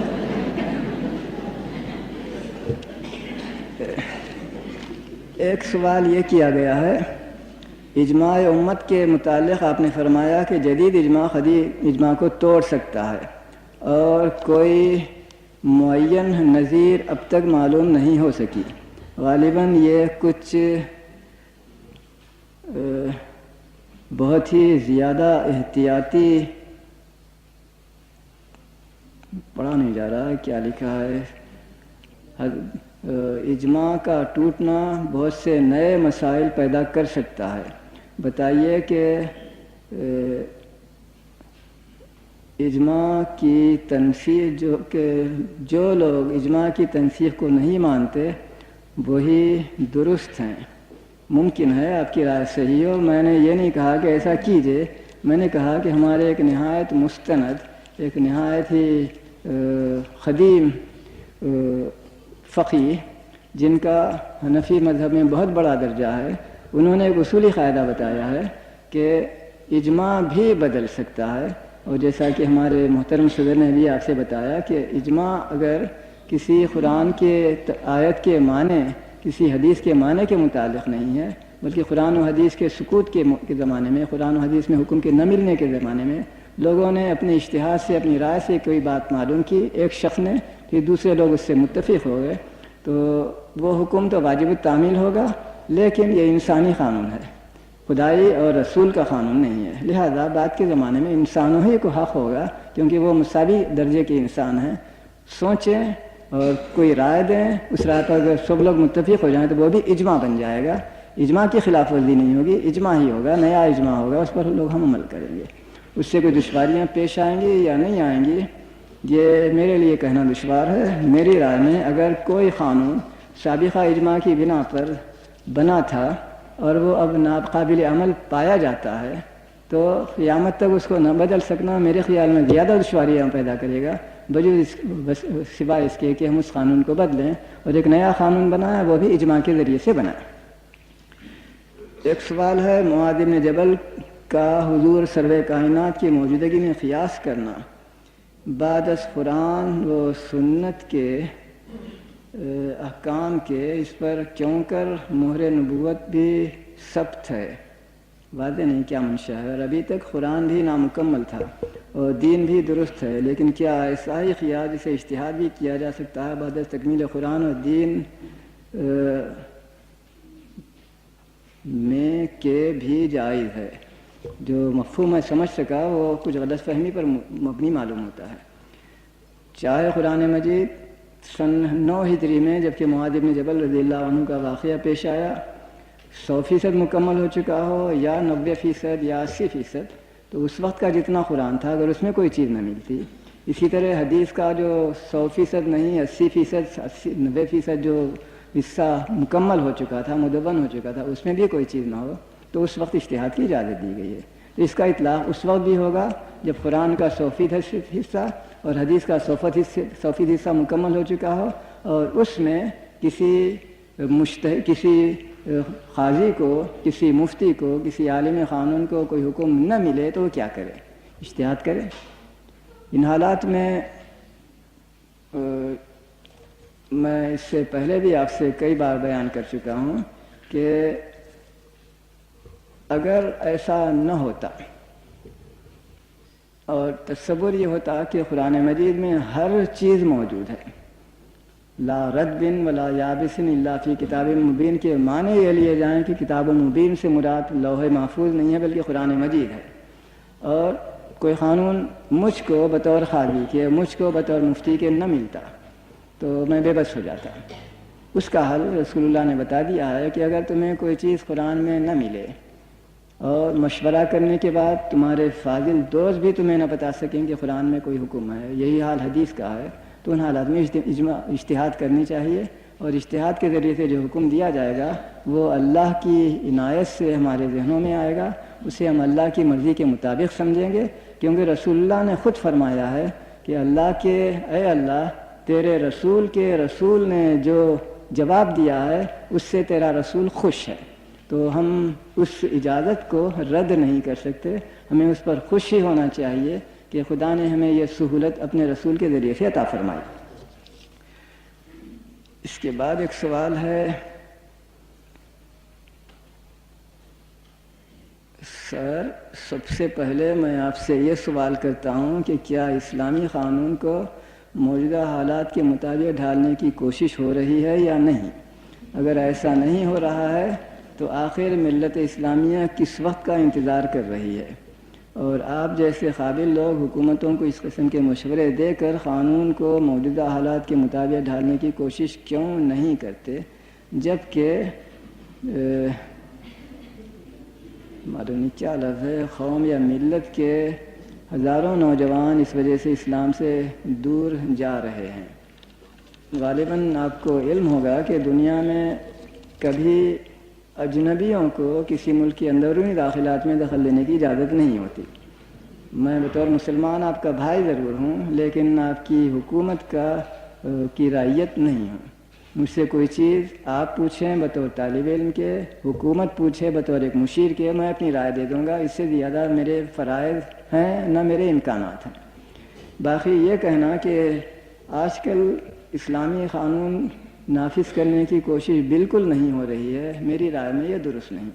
جہاں تک مجھے معلومات ہیں کوشش ہو رہی ہے، کچھ چیزیں ہو چکی ہیں، کچھ اور چیزیں زیر تیاری ہیں، اور یہ ایک بڑی خوشی کی بات ہے کہ یہاں رعیت بھی وہی چیز چاہتی ہے اور حکمران ملک بھی وہی چیز چاہتا ہے۔ اور ممالک میں آپ دیکھیں گے کہ رعیت تو چاہتی ہے، حکومت نہیں چاہتی۔ ان کے مقابلے میں آپ کو خدا کا شکر ادا کرنا چاہیے کہ آپ کو ایسا حکمران ملا ہے جو کم از کم ظاہرداری ہی کے لیے صحیح وہ چاہتا ہے کہ اسلامی قانون نافذ کرے۔ دوسرے ممالک میں تو اتنا بھی نہیں ہوتا، وہاں علی اعلان کہتے ہیں کہ اسلام کا قانون ایک پرانا اسکار رفتہ قانون ہے، ہمیں جدید زمانے کی ضرورتوں کے لیے جدید چیزوں پر غور کرنے کی ضرورت ہے، 1400 سال پہلے کے قانونوں پر عمل نہیں کرنا چاہیے۔ ان کے مقابلے میں میری رائے میں آپ خوش قسمت ہیں۔ اس کے بعد ایک سوال ہے، آپ نے فرمایا کہ قانون سازی کو پرائیویٹ رہنا چاہیے، اس صورت میں شورا کے قانون کی کیا حیثیت ہوگی جبکہ شورا نظام مملکت میں چلا رہی ہو؟ دوسرا سوال، اس صورت میں قاضیوں کے آراء میں اختلاف کا کیا حل ہو سکتا ہے؟ میں صورتحال آپ کو بتا چکا ہوں کہ پرائیویٹ قانون سازی کا کیا منشا ہوتا ہے۔ شورا اس وقت ہوتا ہے، اس کی دو صورتیں ہیں، یا حکومت، حکمران ملک، یا کوئی وزیر یا کوئی قاضی بھی کسی صحیح نتیجے پر پہنچنے کے لیے چاہتا ہے کہ اور لوگ بھی اسے مدد دیں تو وہ لوگوں سے مشورہ کرتا ہے۔ میں دوبارہ دہراتا ہوں کہ شورا صرف حکومت کا ہی کام نہیں ہوتا ہے، بلکہ قاضیوں کو بھی یہ کہا گیا ہے، حضرت عمر نے قاضیوں کو مشورہ دیا ہے کہ اہل علم سے مشورہ کرو فیصلہ کرنے سے پہلے۔ تو شورا کے کس معنی میں آپ مجھ سے سوال کر رہے ہیں، پہلے یہ متعین ہونا چاہیے، اور ان دونوں میں مجھے کوئی تضاد نظر نہیں آتا۔ حکومت بھی مشورہ کرے گی، مثلاً اپنے وزیروں سے، اپنی پارلیمنٹ سے، وزیر بھی مشورہ کرے گا اپنے سیکرٹری اور اپنے دفتر کے لوگوں سے، اپنے دفتر کے مشیروں اور ایکسپرٹ سے، اسی طرح حاکم عدالت بھی مشورہ کرے گا، اسی طرح ہم آپ اپنے پرائیویٹ معاملات میں بھی مشورہ کرتے ہیں، کہتے رہے ہیں، کرتے رہیں گے۔ دوسرا سوال ہے، اس صورت میں قاضیوں کی آراء میں اختلاف کا کیا حل ہو سکتا ہے؟ وہ میں آپ پر واضح کر چکا ہوں کہ ان دشواریوں کا ایک زمانے میں کوئی حل نہیں تھا، لیکن جب سے قانونی مذہب پیدا ہو گئے ہیں، حنفی قانون کا مذہب، شافعی قانون کا مذہب، فلاں قانون کا مذہب، ان حالات میں قانون معین ہو چکے ہیں، اب نئے قوانین بننے کا امکان بہت کم رہ گیا ہے۔ مثلاً قانون شہادت کے سلسلے میں یہ سوال پیدا ہوتا ہے کہ کیا صرف دعوے کی اساس پر حاکم عدالت کو فیصلہ کر دینا چاہیے؟ اس بارے میں حدیث کی بنا پر ہو یا مفتیوں اور مجتہدوں کی رائے کی بنا پر یہ کہہ دیا گیا کہ مدعی کو ثبوت پیش کرنا ہوگا اور مدعا علیہ اس سے انکار کر سکتا ہے جب تک کہ اس کے خلاف ثبوت صادر نہ ہو جائے، تو اس کے بعد آپ نیا قاعدہ کیا بنائیں گے؟ البینۃ علی المدعی کا قاعدہ ہمارے پاس مثلاً امام ابو حنیفہ نے یا امام شافعی نے دیا اور موجود ہے، تو ہم اس موضوع پر کوئی نیا اجتہاد کر ہی نہیں سکتے۔ اگر کریں تو ہم بھی وہی رائے دیں گے، جو ریڈنڈنٹ ہوگا اسی چیز کو دہرانا اور تکرار کرنا ہوگا۔ تو حقیقت یہ ہے کہ رسول اکرم صلی اللہ علیہ وسلم کی وفات پر اگر یہ ہم قرار دیں کہ اسلامی قانون کا مثلاً یہ صحیح طور پر نہیں کہتا میں 10% حصہ موجود تھا، تو ہمارے ائمہ فقہا کے کام کی تکمیل پر اس کا مثلاً 95% حصہ مکمل ہو گیا۔ اب 5% حصہ باقی رہتا ہے جو زمانات کے حالات کے لحاظ سے ہم بنا اور بدل سکتے ہیں، تو اس کی حد تک کوئی زیادہ دشواری میری رائے میں پیش نہیں آ سکتی۔ آخری پرچہ سوالات ہے، سورۃ الفاتحہ امام کے پیچھے جائز ہے یا نہیں، وضاحت سے بیان فرمائیں۔ غالباً آپ کو معلوم ہوگا کہ اس بارے میں ائمہ کی رائے میں اختلاف ہے۔ بعض امام کہتے ہیں مثلاً امام شافعی کہ اس کو پڑھنا ضروری ہے، بعض امام مثلاً امام ابو حنیفہ فرماتے ہیں کہ اس کو پڑھنے کی ضرورت نہیں، اور دونوں کے پاس دلیلیں ہیں۔ ایک چھوٹی سی چیز آپ میں سے ہر شخص سمجھ سکتا ہے۔ فرض کیجئے کہ میں اس وقت جماعت میں شریک ہوتا ہوں جب امام رکوع میں جا رہا ہے، یا مثلاً جمعہ کے دن جب کہ اور وقت مغرب عشاء کو آواز سے پڑھ رہا ہے، سورہ فاتحہ وہ ختم کر چکا ہے۔ ان حالات میں میرے سورہ فاتحہ کے پڑھنے کا سوال نہیں رہتا ہے، خاص کر جب کہ امام رکوع میں جا رہا ہو اور میں بھی رکوع میں فوراً چلا جاتا ہوں، میری رکعت پوری ہو جاتی ہے۔ تو ان حالات میں سورہ فاتحہ کا پڑھنا اگر میں انفرادی طور سے نماز پڑھ رہا ہوں تو بے شک واجب ہی ہے، لیکن اور صورتوں میں کہہ سکتا ہوں کہ پڑھیں تو بہتر ہے، نہ پڑھیں تو بھی جائز ہے۔ پڑھیں تو بہتر ہے اس بنا پر کہ حدیث کریم میں ذکر آیا ہے، لا صلاۃ الا بفاتحۃ الکتاب، کوئی نماز درست نہیں ہوتی جب تک کہ اس میں سورہ فاتحہ نہ پڑھا گیا ہو۔ مگر اس کے معنی ظاہر ہے امام ابو حنیفہ یہ فرمائیں گے کہ اگر آدمی تنہا پڑھ رہا ہو، اگر اس کا امام پڑھ لے تو وہ سب کی طرف سے پڑھنا ہوگا۔ چنانچہ ایسے واقعات پیش بھی آئے، بہت سے لوگ امام ابو حنیفہ کے مکان پر ہجوم کرتے ہیں، ان کو مارنا چاہتے ہیں، کہتے ہیں کہ تم اس حدیث کی خلاف ورزی کر رہے ہو۔ لکھا ہے کہ امام ابو حنیفہ نے ان شورشیوں سے کہا کہ میں تم سب لوگوں سے تو بات کر نہیں سکتا، کسی ایک کو منتخب کر کے بھیجو، میں اس سے گفتگو کروں گا۔ تو بے سوچے سمجھے انہوں نے منظور کر لیا اور ایک شخص کو بھیج دیا۔ اس نے آ کر کہا میں ان سب کا نمائندہ ہوں۔ تو امام ابو حنیفہ نے کہا تم نے میرے سوال کا جواب دے دیا ہے، امام بھی تو سب کا نمائندہ ہوتا ہے۔ تو اس طرح وہ لوگ جو خارجی مذہب کے تھے وہ چپکے سے چلے گئے، انہوں نے کوئی زیادہ فساد کیا نہیں۔ بہرحال میں دہراتا ہوں کہ اس بارے میں مذہبوں کا اختلاف ہے، لہذا ہر شخص کو اپنے مذہب کے مطابق ہی عمل کرنا چاہیے تاکہ اسے اچھا مسلمان، اچھا مقتدی کا مخلص سمجھا جا سکے۔ دوسرا سوال،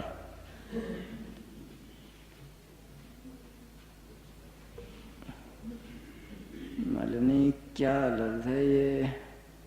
حضور پاک غائب جانتے تھے یا نہیں؟ مجھے شخصی طور پر تو اس کا علم نہیں، لیکن میرا عقیدہ یہ ہے کہ جس غیب کی چیز کو اللہ پیغمبر کو واقف کراتا وہ جانتے تھے۔ جو غیب کی چیز اللہ اپنے لیے مخصوص رکھتا ہے اس کا جاننا پیغمبر کے لیے بھی ناممکن ہے۔ تیسرا سوال،